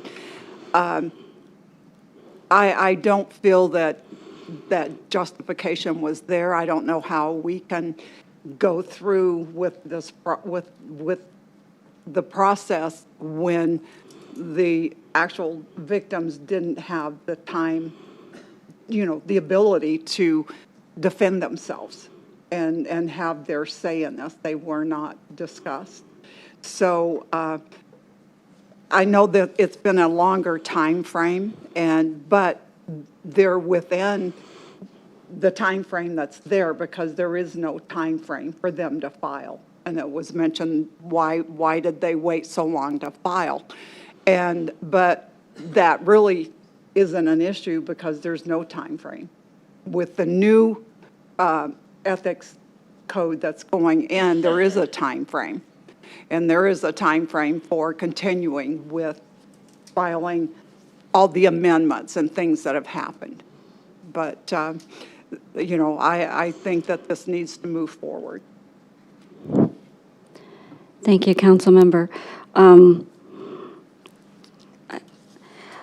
The request before us, I think that some of the comments that are being made maybe are just a little confusing about what the complaint is and what we're talking about. So it's my understanding that the ethics complaint that came forward was to reopen the investigation of a prior ethics complaint, and for the reasons that you stated. But I just wanted to make sure the public understood that that was what's being asked of us, is to reopen a new investigation. And so when we received that, the town attorney gave the town council an opinion that not to reopen it for several reasons, and I think you addressed a few of those. One was the time. It's been 11 months since the first initial investigation was brought forward, and that claim was put to bed as far as that particular claim. And that it also sets a precedent of opening up. It doesn't matter if an investigation is closed and a decision has been made or no action has been taken. This would set a precedent to keep opening it up over and over and over again. And so that was the opinion that was shared by our town attorney. With our new ethics policy, there is a strict timeline and a process that would be put into place where this would not occur in the future. Based on complaints on this original investigation, a lot of things have changed and actually went into the ethics policy because of some of the comments that were already made, that we are looking at making sure that all parties are talked to, that it's a more thorough investigation in the future. So again, I just wanted the public to understand that based on this, this is one of the original ethics complaints, that several things have been put into place to make sure that that doesn't happen in the future. And that's just to provide history to those who aren't familiar with the particular subject. Yes. Oh, okay, sorry. So with that, I was going to turn it over to council to continue conversation. Councilmember Buckley? Okay, I'm sorry, I didn't want to, I'm not interrupting you, am I, with what you are, were you finished? No, I was finished. Yes, Oh, okay. you're fine. Okay, yeah, I just wanted to be in line. I want to clarify something, and that was said, in that this is a reopening of another investigation. But what I want to bring forward is that there was, you know, the initial first investigation was opened and decided. However, that the Rife and Handelman that are filing the new one, they're filing, to them, that is a new complaint, because they did not ask for this other person to file this complaint. They did not request that by them. So they feel like they have not been heard at all because the investigator didn't even talk to them. So I think we should clarify if that is a reopened complaint, or because to them it's a new complaint. It's their complaint. They want an investigator to talk to them and have their opportunity to defend themselves against that, and they were not given that opportunity. Thank you. Any other comments? Oh, Chuck? Yes, it's changed for the future, and that's a great thing. And I'm very happy that the council members up here working on that Code of Ethics subcommittee did a good job in finding those errors, but it doesn't erase the past. I mean, I have spent a ton of hours in the last 3 weeks doing nothing but talking to investigators for various ethical complaints on this council. They took the time to talk to everybody. But this complaint, which came through before we were, Councilmember Buckley, Torgerson, and I sat on the council, you need to ask yourself, was it fairly investigated? If they didn't talk to the people who were aggrieved to begin with, how is that a fair investigation? And I don't know how it wasn't stopped or not dismissed, shall we say, the first time it came to this council after the investigation was done. To me, it just wasn't a fair investigation. And even though this may be the last group of people before we start the new one, doesn't mean that their concerns should be ignored. And it could be anyone. You know, it doesn't have to be Dr. Riff or anyone. It could be anyone out there asking for this. And I would be stating the same opinion that I have now. It just wasn't an adequate investigation. Thank you. Any other council members? Councilmember Anderson? Do we know that the others were all conducted fairly, all the other investigations? Do we know that? Anybody know? Which other ones? The other ones are on the agenda tonight. I mean, did we judge that they've been conducted fairly?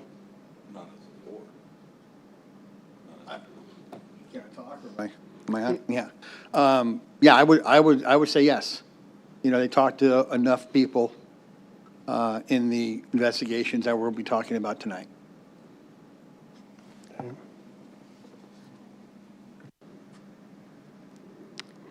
Councilmember Torgerson? I would hope so, that they had been. From what I had read, it's whether you agreed with them or not, at least people were spoken to that from the ones I reviewed. And it's not a matter of agreeing or disagreeing with the results, it's a matter of the process. And people find that their complaint was dismissed and they disagree wholeheartedly, but they were spoken to. And that's why this is, to me, we're solely dealing with the process of this. And the process was flawed. It was done improperly, in my opinion. It wasn't even truly accepted. It was just not, there was no motion on it. I don't see how we hold Dr. Riff and Mr. Handelsman to a different standard than anyone else. If they had filed this instead of her, and they didn't have anybody speaking to them, they would have spoken and said, hey, nobody talked to me. We would have turned around and said, hey, nobody talked to them. That's not a good investigation. They didn't have that opportunity because they didn't file anything. So I'm just saying to give them their day in court. Give them their moment. Hopefully from this point forward, I mean, we've got a ridiculous amount of paperwork with things that were done in the past. I don't believe that we will have this kind of problem with what we've put forward as a new ethics policy, because it forces conversation, and we can solve things a lot better than spending, I don't know, what, Chris, maybe $100,000 on this cycle? Is that a fair guess? Yeah, so about $100,000 of town money spent on this, and they're not getting their day. Let them have their day, and let the process finish out with a sense of equality and a sense of that everyone was treated equally, rather than shorting them their right at that time. Thank you, council member. Any other comments from council? I have a question about precedents, and it goes to Councilmember Anderson's question, is you are setting precedent when you allow something to come back. You have several other ethics complaints. If somebody that filed those is not happy with the action taken on the dais tonight on those, are you opening this up based on this conversation to them refiling and coming back and saying they didn't have their day in court, as you mentioned? I'm asking it as a question. I'm asking anybody on the dais, or if Chris can give any input on that. I don't see how, unless, if somebody filed and they're going to say they didn't get their day in court, but they already filed and accepted those things. Yes, these two gentlemen did not file. They didn't file an ethics complaint until whatever, however many days before the end of the process. How can someone else speak for them and not even be spoken to on top of that? So I don't see how this sets up some sort of crazy precedent that all of a sudden we're going to be dragged down a rabbit hole of reopening ethics complaints by people that didn't file them. Somebody filed on someone else's behalf. I don't see that. I don't see that on any other of these complaints, and I quite simply just think they deserve their day to be heard, whether it's agreed with, disagreed with, dismissed, whatever happens. They deserve, under what our system was, to be heard. And I can't think of anybody else that had somebody set up a situation that was, they could say, well, that person filed on my behalf and I didn't like it and I wasn't talked to. I don't see how that could happen. In my wildest imagination, I can't see that. Councilman Torgerson, I'm not going to disagree with your comments on that particular issue. I think what I'm asking is, no matter who put in the ethics complaints that we're going to be talking about today, other than this one, if they felt that they did not get a fair investigation because they didn't like the outcome, are we setting ourselves up to have them come back and say we want a new investigation? That's my question. I think they're two different issues, but I think Councilmember Buckley has a comment. Oh, sorry, I didn't see you. I apologize. Thank you, Mayor. It isn't a question of not liking the result. They didn't get a result because they didn't file, you know? And if anyone else, like even the ones we're talking about today, you know, I don't like the results of mine, but I'm going to talk about it. But it doesn't mean I'm going to refile them again, because I felt it was investigated to the fullest. People were asked. Everyone involved were involved and were questioned. I can't, like, agree with Councilman Torgerson. I can't think of a possibility with the new system we have in place how that could be a factor. And I guess I'm just going to come right out and say it. Let's pretend this wasn't the two individuals that are coming forward today with this. Pretend it was someone else. Where is your opinion on this? Thank you, Councilmember. I wouldn't go down that path myself, so I appreciate that you say that, but I wouldn't take that into consideration personally myself on who filed. But Councilmember Buckley, I think you're up next. Yeah, I just wanted to say, you mentioned and said that they filed this because they didn't like the results. They filed it because they didn't get their opportunity to tell their side of the story. Someone else filed this and they didn't know about it, they didn't ask for it, they didn't request it. And that would, I just don't see how that you see this as them filing this because they didn't like the results of what came out on the other one. Nobody talked to them. They didn't have an opportunity to say anything.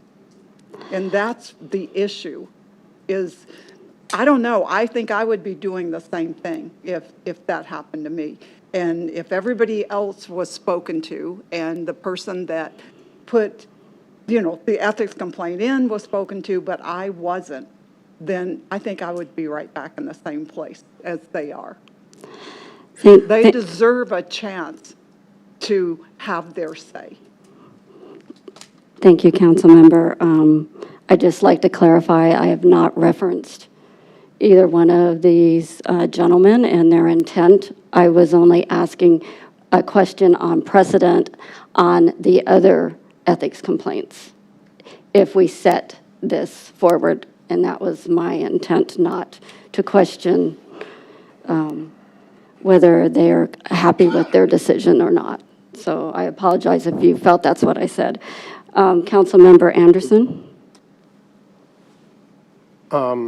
Is there a way to get to what outcome you're looking for without a new ethics complaint that's going to charge?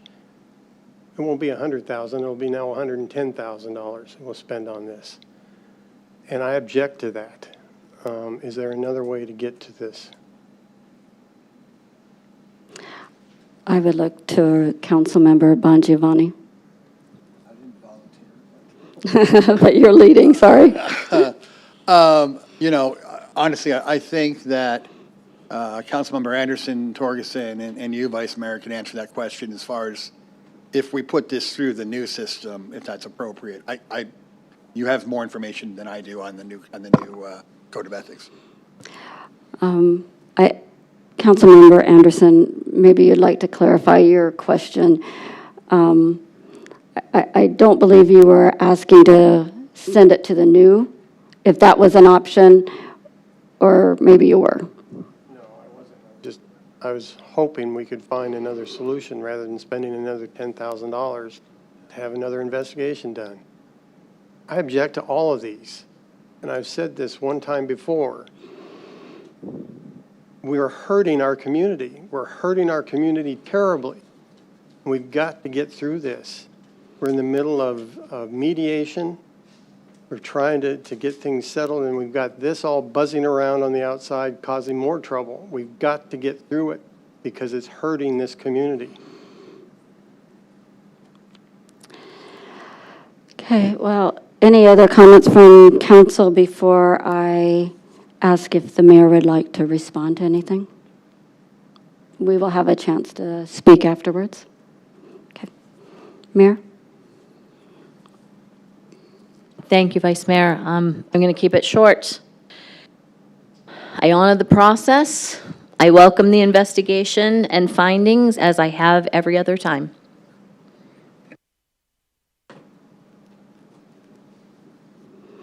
Thank you, Mayor.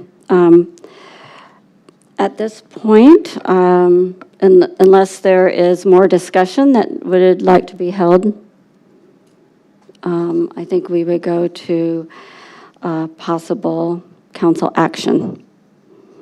And with that, is there anyone who wants to put forth an option for action? Do you need me to repeat those?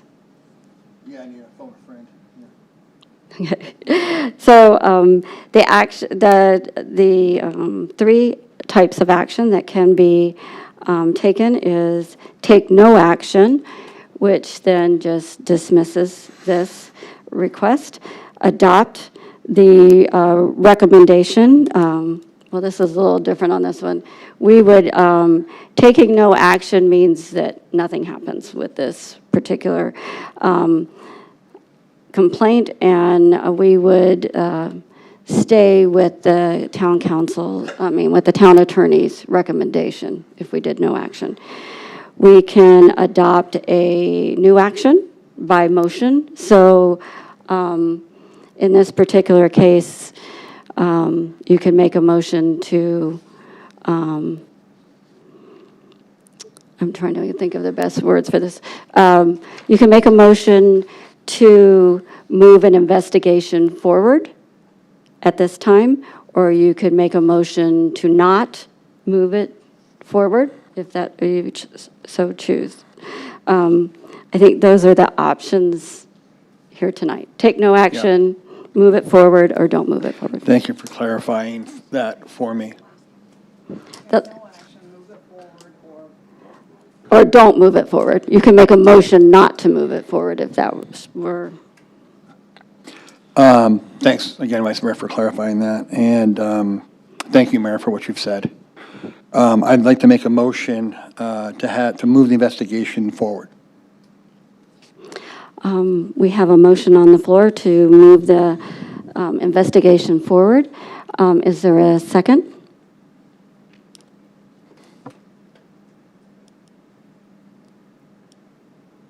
I'll second that. Thank you. That's a motion by Councilmember Bongiovanni and a second by Councilmember Torgerson. Everybody understand what the motion is at this point? Then let's vote.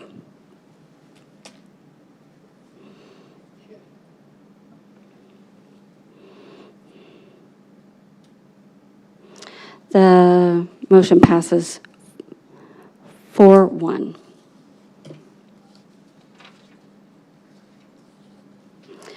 All right.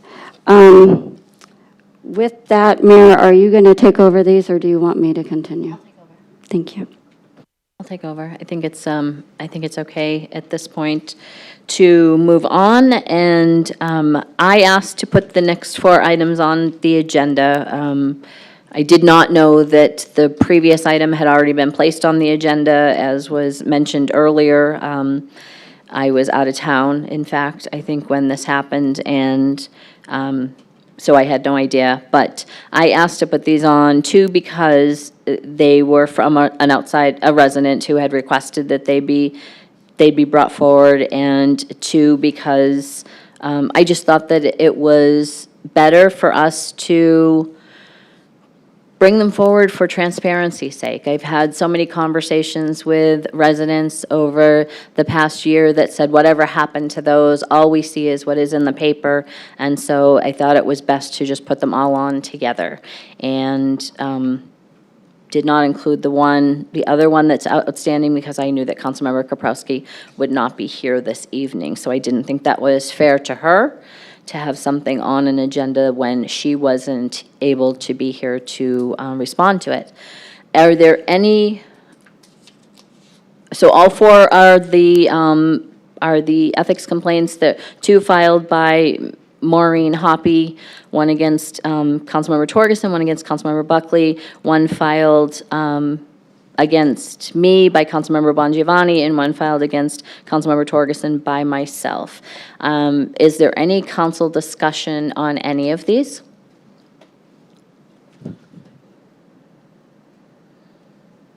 Am I working? Yeah. Yes, I'd like to talk, have discussion about 56, my complaint. I'm just going to open all 4 of them at the same time. So if you would, I think it's just easier. And then if you would like to make a comment, I think that's most appropriate. So Vice Mayor already just turned her mic on, so I'll let her go next. Vice Mayor? Thank you, Mayor. I think it might be easier if we just went in order and had comments. I do think it's appropriate to have comments on each one of these. I would start with number 54 regarding Councilmember Torgerson. Before I begin, I just think it's, there's been a lot of opportunity for lessons learned up here on the dais, not only with this council, but previous councils. And I think that while saying negative things about each other, even in private conversations, does not violate an ethics policy, it quickly becomes a public statement, as we've just evidenced in this particular claim. And what I'm hoping is that sometime in the near future, that we all make a commitment to stop this type of negative behavior and comments towards each other, and stay focused on the business of the town over the negative distractions of degrading one another publicly. And it's been very heart-wrenching to me to see this is what we're dealing with within our community, especially after, the beginning of this meeting this evening was about celebrating all the wonderful things in our community. Yet, I don't know why we want to badmouth each other. And so this is really more common for all of the things that has been said here. We have provided additional training on conflict of interest, and so Mr. Torgerson has received that with us as well. And again, these are new council members that are learning as we go along, and I appreciate their willingness to learn. And I think that anytime that we mistakenly share wrong information, that we take time to let those people know that we did make a mistake and share the correct information. And so I know that the new ethics policy is going to allow us time to sit down individually with members of the public and have those conversations so that we don't get to this level. And so Mr. Torgerson, you were just the first one, and my comments were kind of for all of them, so I hope that you don't think that I was trying to say anything negative. I think that's all I have to say on that particular one. Thank you.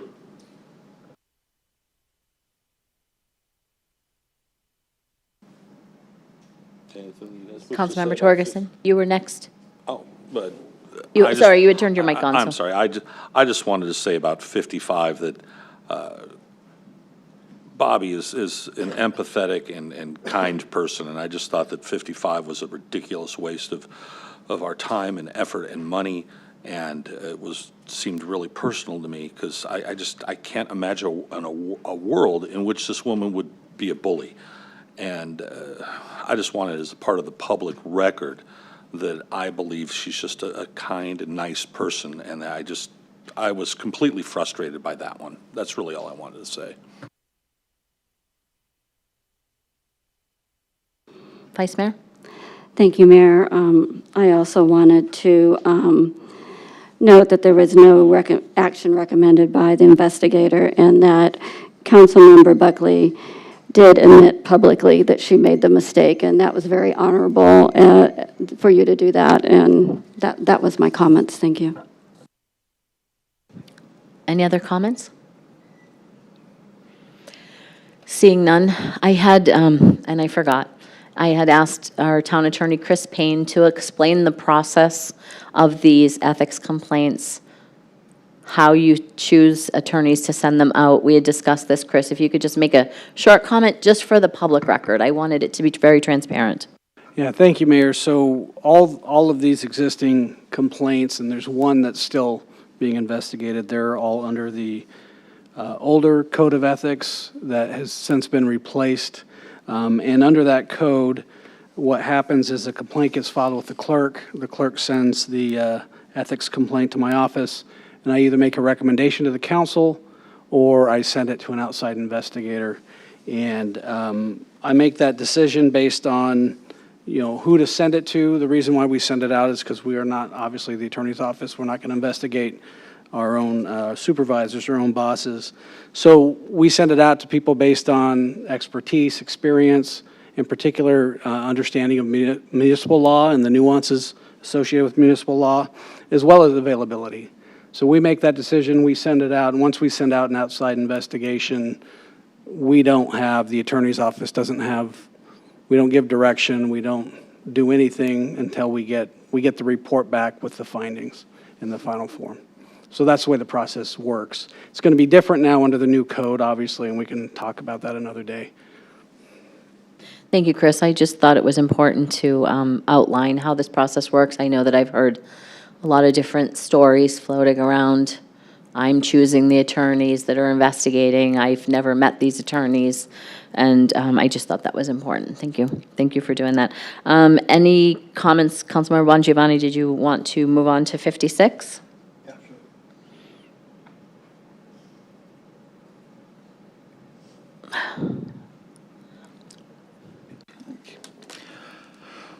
So I kind of want to start with a metaphor. I had a lot of shoulder pain this week, and when I went to the doctor, she asked me to rate my pain on a scale from 1 to 10, with 10 being very high and 1 being very low.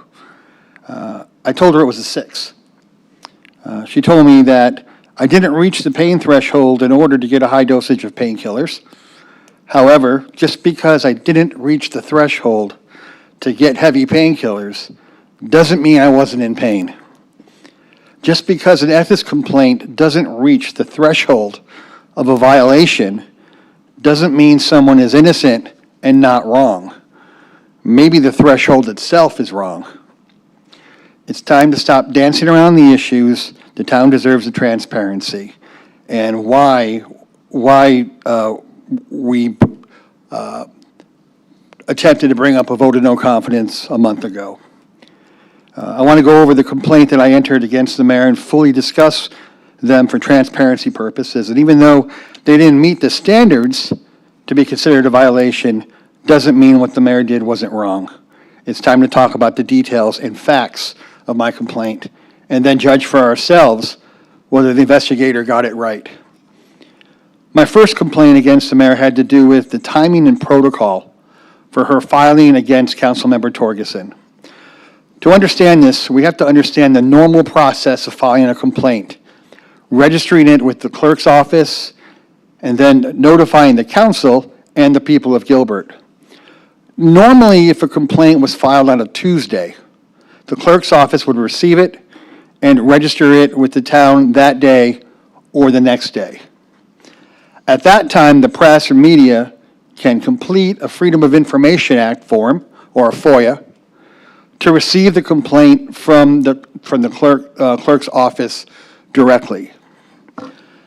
The mayor filed her motion against Councilman Torgerson on a Thursday evening after the town was closed, knowing that the town's clerk's office was closed on Friday, and in this situation, the clerk's office wouldn't be able to enter it into record until sometime Monday. The press could complete a FOIA and receive it maybe Wednesday or Thursday of that week. Instead of following and observing normal protocol, the mayor leaked the information by text messaging the complaint to the press on Thursday evening after she filed it. The press published their article on Friday afternoon. This was the first time Councilmember Torgerson and the rest of us knew that a complaint was even filed. If it wasn't leaked to the press, we would have known about it on Monday, and the press maybe on Wednesday or Thursday. So I have some concerns. If the mayor thought what she was doing was the right thing, why wasn't the information emailed from her town email instead of trying to hide it in text messages, most likely from her personal phone to the reporter? How did she think filing and leaking this information to the press was a good thing for our town? How did she think filing this complaint against Councilmember Torgerson would help unify her relationship with him and the rest of the council? Personally, I don't believe filing against Councilmember Torgerson and leaking it to the press helped her relationship with him or the rest of the council. I can tell you it did the exact opposite. It bothered me enough to ask for a special meeting regarding a vote of no confidence. Her actions divided the council even worse. Leaking the complaint to the press in the dark of night and not by regular channels was wrong. The investigators said that this behavior did not rise to an ethics complaint. What would rise to an ethics complaint in this situation? Do we have to leak it and then actually write the news story also? It's ridiculous. If this is not considered an ethics violation, what have we, the council, learned from it? Well, we've learned that the FOIA system doesn't mean anything anymore, and that it's okay to leak information to the press and even have them on speed dial. We have to ask ourselves as a council, is this behavior we can be proud of? Would you advise your grandchildren to act this way? This behavior doesn't meet the standards of our current code of ethics to be a violation, but it should have. I believe the people of Gilbert would agree with me when I say the mayor in this situation was wrong. The second complaint I filed had to do with filing a complaint against Councilmember Torgerson for stating on a private voicemail that the mayor was a bad person. Our code of ethics has a ridiculous rule that states that council members must have almost blind loyalty to each other. Our code of ethics need to be rewritten here because it violates the First Amendment of the Constitution, in my opinion. And I know the town of Gilbert does not have a good history with the First Amendment. I understand the basic premise here, however. We don't want anyone on the dais to call someone vindictive and petty. But once I'm off the dais and go home to a family and friends, I can call anyone vindictive and petty in the privacy of my own home without a fear of an ethics complaint. I can't for the life of me figure out how the ethics complaint against Councilmember Torgerson by the mayor was recommended for dismissal, but yet my complaint against the mayor for filing it to begin with would not upheld to an ethics violation. Filing of this complaint was for political gain and political gain only. It wasn't filed to unify the council or the best interests of the town. My opinion is that this complaint against Councilmember Torgerson was vindictive and petty. What have we learned from a council from this? Well, as a council, we learned we can be vindictive and petty against each other. What does this behavior, or how does this behavior unify the council? It doesn't. We have to ask ourselves as a council, is this behavior something we're proud of? Would we advise our grandchildren to act this way? The behavior doesn't meet the standards of our current code of ethics to be a violation, but it should have. I believe the people of Gilbert would agree with me when I say in this situation, the mayor was wrong. My third ethics complaint against the mayor has to do with the mayor attending a meeting with Councilmember Anderson and a Gilbert citizen. In this meeting, it was highly suggested that Councilmember Torgerson be removed from the ethics subcommittee. They may not have used his name directly, but Councilmember Anderson can attest that he knew who they were talking about. Councilmember Anderson knows this Gilbert resident and well enough to have a meeting with him alone. However, with the mayor attending the meeting, there's a subtle innuendo that she agreed with taking Councilmember Torgerson off the committee. This behavior would be equivalent to me having a meeting with Councilmember Anderson and the CEO of the Chamber of Commerce and discussing why I believe the mayor should resign. The mayor would lose her mind if I had that meeting. Attending that meeting with a Gilbert citizen was inappropriate, and the mayor should have known better. But our code of ethics they're wrong. On one hand, we have to be blind loyalty to each other, and on the other hand, it's perfectly okay to work behind the scenes to work against each other. It makes no sense to me whatsoever. What do we learn from this as a council? We as a council can be vindictive against each other and involve a Gilbert citizen in all of it. What does this behavior do to unify the council? It didn't. We have to ask ourselves as a council, is this behavior something we're proud of? Would you advise your grandchild to act this way? This behavior may not meet the standards of our current code of ethics to be a violation, but it should have. I believe the people would agree with me that in this situation, the mayor was wrong and should have known better.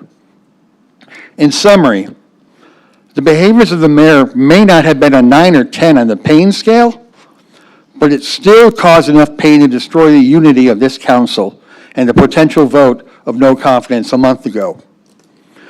Being cleared of an ethics violation does not make someone innocent. It doesn't excuse their behavior. Claiming that a small group of people are working against the mayor didn't create the behavior over the past few months.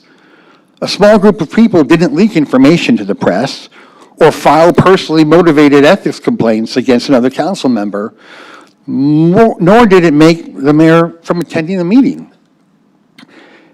It's the mayor herself who did these things, and she was wrong, in my opinion. You don't need an ethics violation to make someone wrong. The people of Gilbert deserve an apology from the mayor for costing them tens of thousands of dollars for these investigations. I know we'll never get that apology, but we deserve one. That's what a leader does, and that's what the people of Gilbert deserve. This isn't personal. I believe a leader needs to be accountable to the people. Whether these behaviors met our code of ethics or not, I know that the people of Gilbert understand that the mayor's behavior was wrong. I asked the council if they believe her behaviors were appropriate. I ask that we do not accept the findings of this ethics complaint. Thank you.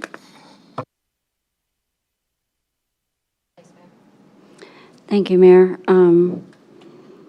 Councilmember Bongiovanni, I'd like to ask you if you felt that the investigation was done fairly.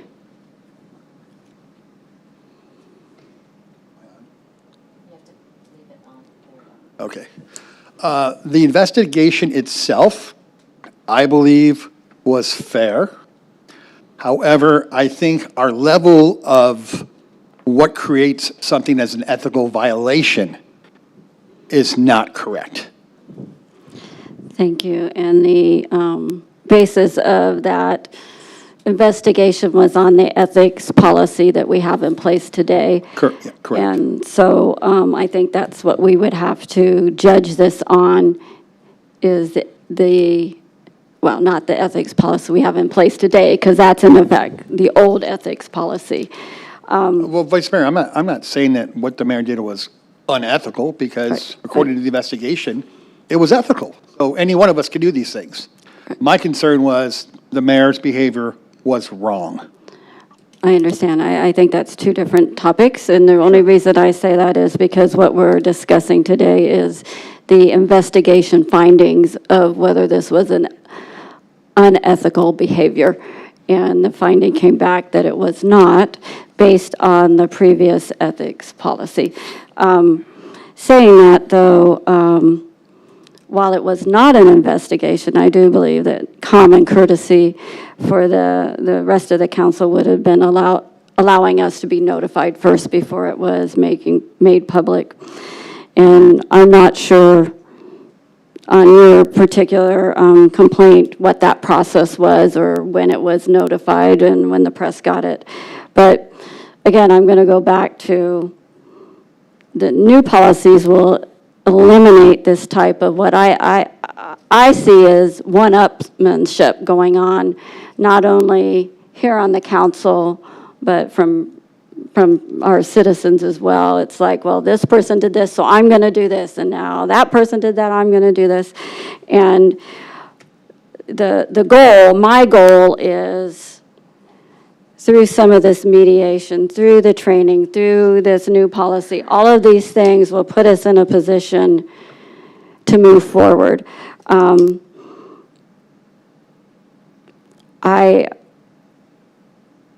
I'm looking at what the investigation is presenting to us, which is, I think, what's on the agenda today. Do we find for that finding or not? So those are my comments at this point. Thank you.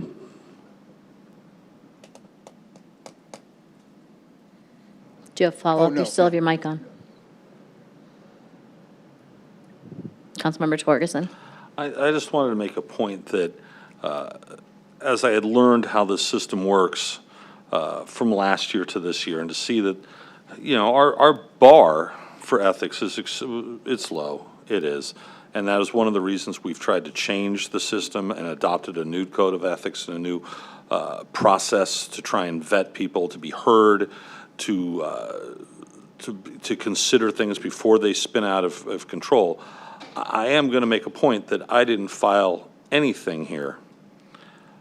I could have. There are items that I could have brought up. I just chose not to, because I think that I didn't think that it was worth, I couldn't disrespect the taxpayers of Gilbert enough to file ethics complaints that would go nowhere. And I chose not to. And I continue to choose not to because that time frame's gone.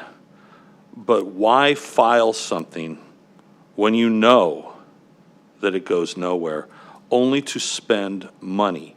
And I am grateful that we've had the opportunity to change this system so that people can be heard. They wouldn't be shut out.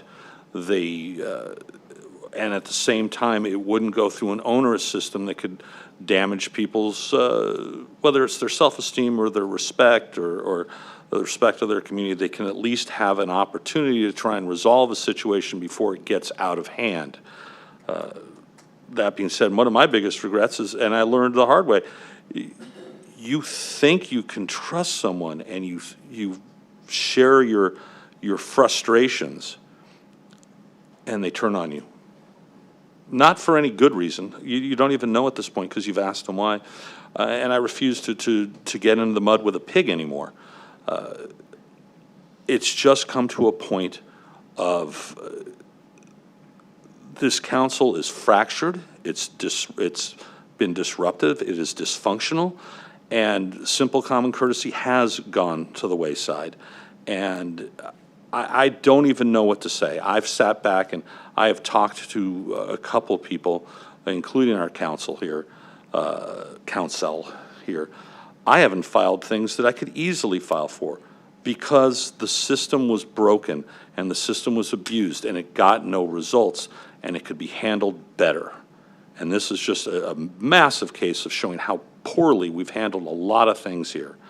And I really just don't wish to continue with mudslinging in this. I'm very exasperated. I'm a completely results-driven human being, and I see no results from doing these kinds of things and wasting money and time. Any other comments?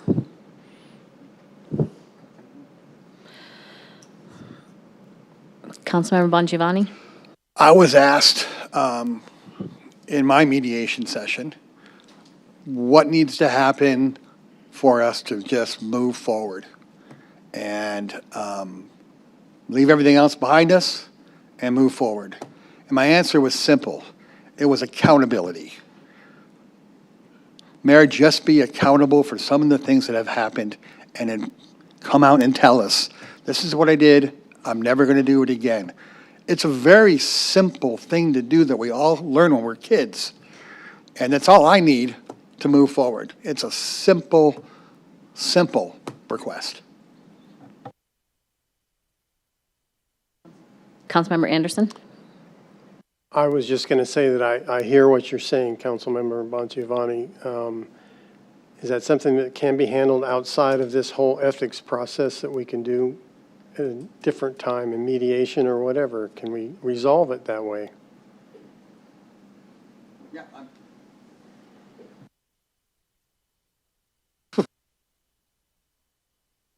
You have to leave it on until I press it, then you can speak. There you go. Councilman Anderson, yes. I think in mediation, I'm not asking for a public thing here. I would love for her to make an apology to the Gilbert people, but I will settle for our next mediation for some accountability.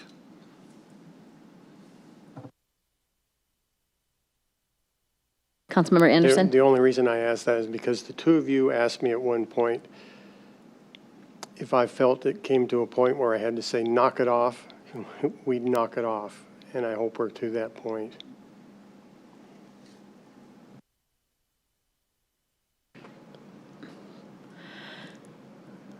Councilmember Buckley?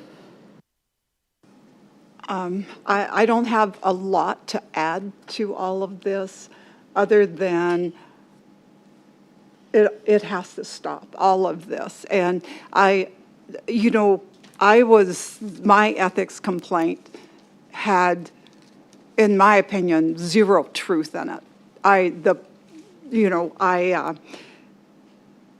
I've never had a phone conversation with this person. It's all been online. And could have easily been done with communication, but that was not the venue. It's over. I was fully exonerated from everything that was there. I gave my proof, and I do want to thank Councilmember Torgerson for his kind words. I appreciate those. The other thing is, this is exhausting for us. It's ridiculous to have these type of things filed. I mean, you can file them, and you have every right to do that, but think about what is happening. Think about what you're putting out there, and if you're going to put something out there, make it the truth, and have backup, good backup, to prove what you're saying.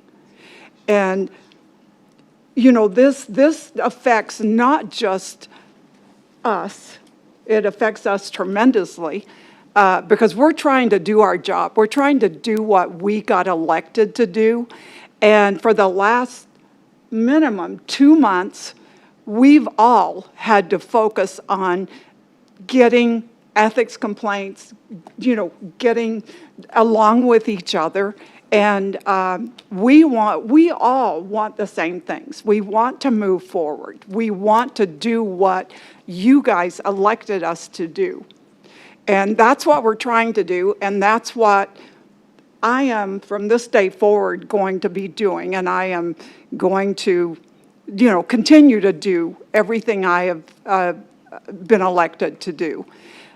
I just think that somehow, and I agree with Councilmember Anderson, we have to get past this, and we will. But, you know, I am very happy about the new code of ethics, because now if you have a complaint, you have to come, whoever it is, and look me in the eye and tell me, or Councilmember Anderson, or Councilmember Tilke, tell us, look us in the eye and tell us what you think. And it's a lot harder to tell those lies when you're looking someone in the eye. And it's easier to communicate, to do that. And so none of us asked for this, but we got it. And so we're trying to deal with it. We're trying to deal with each other. And, you know, we have different personalities here. And none of them are bad. We just need to know how to mesh them all together. So let us move forward. Give us an opportunity to do that.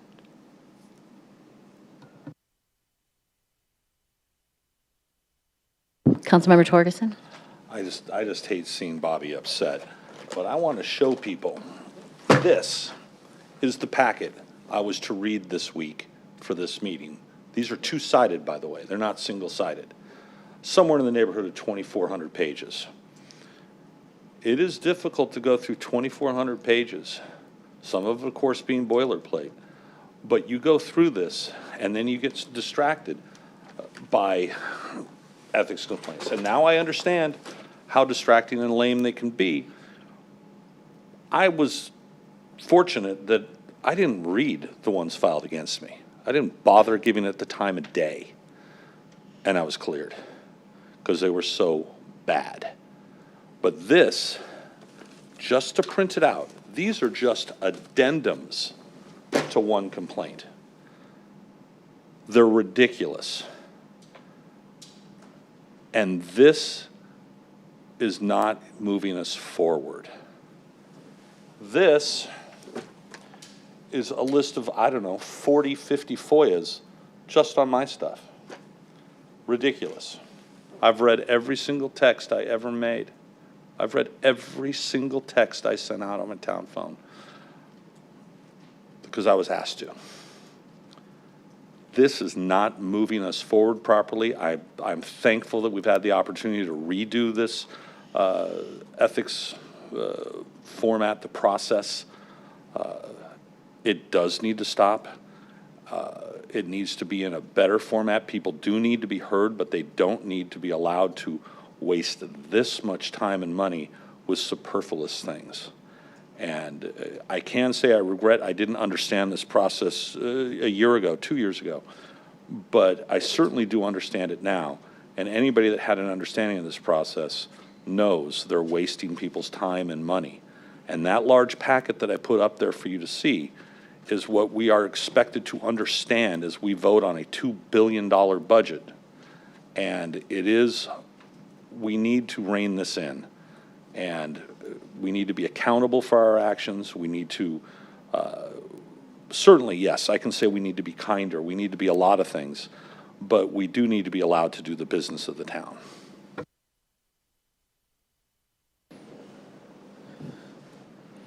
One last call. Any comments?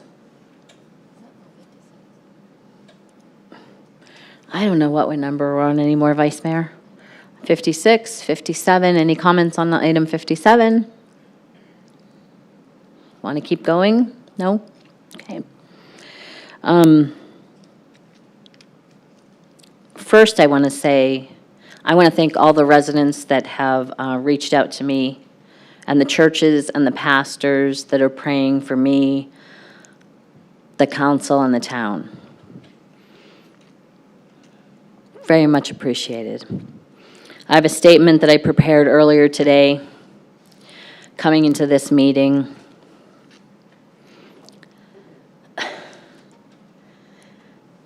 Life is short. We all have things going on in our lives that we don't want to have to be dealing with any of this. I hear and agree with our community's request that this council move forward with respect, civility, and leadership traits that we were each elected for. I acknowledge the invaluable insight the mediation process has brought me about your expectations of us as individuals and as a council. I accept my role as one of the 7 leaders on this council and respectfully request we don't put energy into actions that keep us looking to the past, but rather we begin focusing our energies on moving forward, finding common ground and ways to work together in serving our community. I respect the ethics complaint process and the findings of the investigators as presented. And so I will not debate any part of them and will not vote for actions that further damage the relationships or inhibit our ability to move forward. I cannot change the past, but I can learn from it. And more importantly, I can choose to use my one vote to support unifying efforts. It's time we begin looking for opportunities to be a team. Now, the process doesn't say that we have to take any actions. I would like to know if anyone would like to take any actions on these individually, and if so, would you like to make a motion on those? Vice Mayor Tilke? Mayor, I would like to make a motion to accept the recommendations from the investigations on, I believe it's items 54 through 57, and that these investigations are closed and not open to re-investigations. So that's my motion. Thank you, Vice Mayor. Anyone wish to second that? 54, 55, 56, and 57. I have a motion by Vice Mayor, seconded by Councilmember Anderson. Please vote.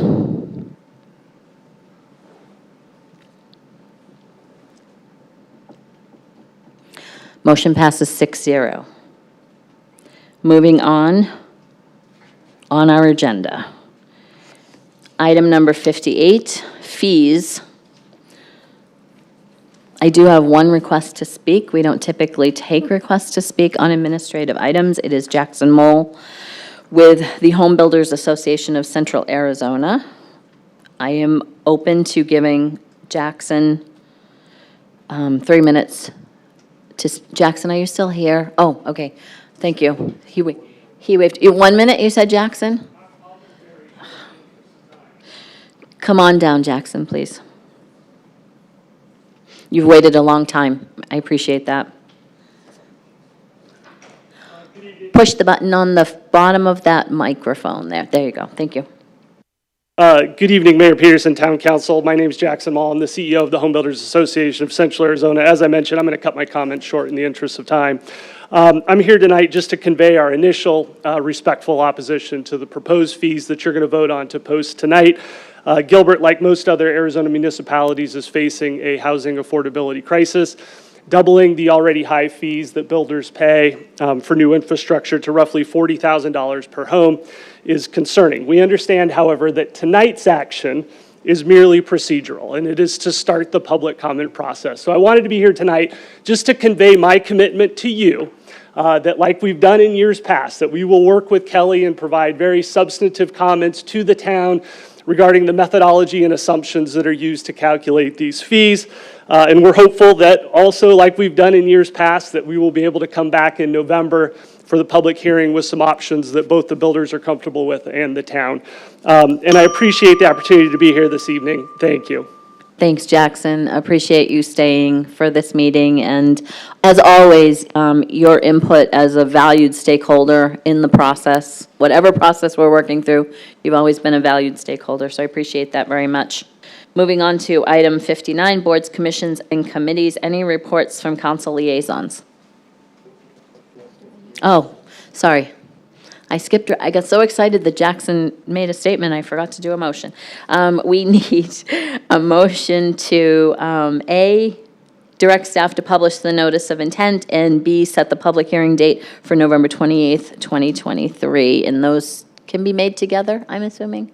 Well, thank you. Can I have a motion on item 58? I have a motion by Councilmember Anderson, seconded by Councilmember Torgerson. Please vote. I think it's just as easy to leave the mics off when you make motions as long as I say the names. I think so. Councilmember Buckley, can you please vote? There we go. We have, motion passes 6-0 unanimously on that item. Now I can move on to item 59, boards, commissions, and committees. Any reports from liaisons? Seeing none, we will move on to policy items, which is policy 2023-04, consider approval of our council policy regarding financial policy statements. And Kelly Fost is making her way to the podium. Kelly, I don't know that you have do you have a presentation or just want to answer some questions? Mayor, council members, I believe one of the council members requested a presentation of me. I'm happy to give that if you would like, or if you're late and don't want it, I'm happy to not. Just questions? Hold on, I have to get my mic back to my, press it again. There we go. Sorry, Councilmember Torgerson. Really, you know, part of what I wanted to get to was as the fiscal policy in there, it shows council's staff, budgeting for the council, et cetera. And I wanted to make the point that money is not being spent frivolously for this council. We have, I think, $800 of discretionary budget a year each, I think is what the number is, as opposed to the council in Chandler has $350,000 for it. Here, we have one young lady that helps us with the 6 members of council and one young lady for the mayor, and they both work their tails off, and they're really appreciated, and that would be Kirsten and Monica. And whereas you go to Mesa, there's 1.5 staff members per council person. You go into Phoenix, I think it was 3, I forget the number now. And so no one is disrespecting the dollar when it comes to what this council does. And I just really wanted to thank you for having that there, but to thank these young ladies for as hard as they work. And when people are talking about, well, you took a trip here, or you went to this meeting, or you guys had a lunch, this council itself is exceptionally frugal. And the people that do serve this particular body work really hard. And that was kind of why I just wanted you to be there, and it's late, so I didn't want to go through a whole bunch of other questions. I just wanted to make a public point of thanking them. Thank you. Any other comments? So I'm going to throw a little monkey wrench into this because I've been talking to staff for a couple of weeks about council support costs and the fact that we have not looked at holistically council pay, benefits, how that benchmarks across the valley, and it's something that we're going to have on our retreat in November. So I actually would like, if the council would consider, to pass the financial policy this evening without the council support costs. I would like to move that to our financial retreat in November so that we can look at everything as a whole. I think there's some things that after 12 years deserve a deeper dive.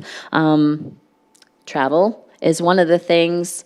Why do we say you're limited to 2 trips when maybe we should set it as a dollar amount? Just saying, it's a possibility. I'd like to benchmark us across other communities, not so that we can potentially budget more money or spend more money, but so that we're looking at it from a different perspective. Since I've been on council, we really haven't done a lot of travel. The mileage, for example, does it have to be 600 miles and 300 miles per the IRS amount, or can it be a set amount that gets looked at every few years to make it easier on staff? So it's just a couple of things that have come up that I've been looking at for the past month or so since you presented to us. Longer, really, because I've been talking to Dawn and to Rob about these things for a while, too. I'm open to a motion on accepting the financial policy this evening minus the council support costs portion, if everybody's okay with that. Okay, Vice Mayor Tilkey's first. Mayor, could I just ask Kelly a question? Is there an urgency to pass the rest of the financial policies, or is it better to wait and do it all at once? Mayor, Vice Mayor, it would be helpful to pass the rest. They're not really related, and then we would be able to move forward with the other items. Okay. With that, then I'll make a motion to accept the financial policies as presented minus the council Support costs. support costs to be reviewed at the fall retreat. Councilmember Bongiovanni? I'll second that. Okay. We have a motion by Vice Mayor Tilkey, seconded by Councilmember Bongiovanni. Please vote.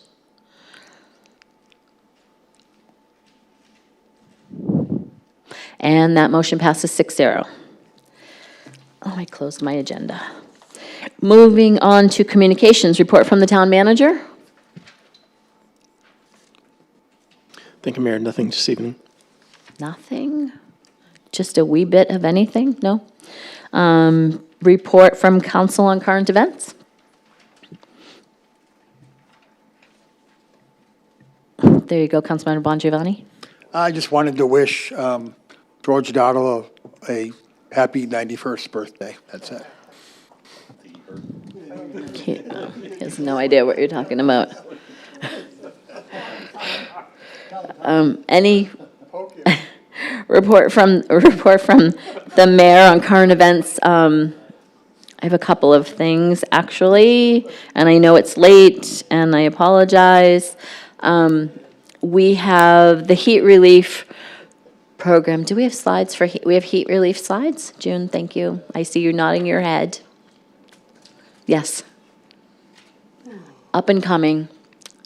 The heat relief program, this year's program was successfully expanded thanks to the community support of Redemption Church in July, the Stapley Stake most of August, and the Seville Stake end of August and part of September, who served round-robin style at the town's one open respite location. The locations provided members of the Gilbert's community a break from the heat, whether unsheltered, their home AC was broken or under repair, or their power was out and it was just too hot to be at home.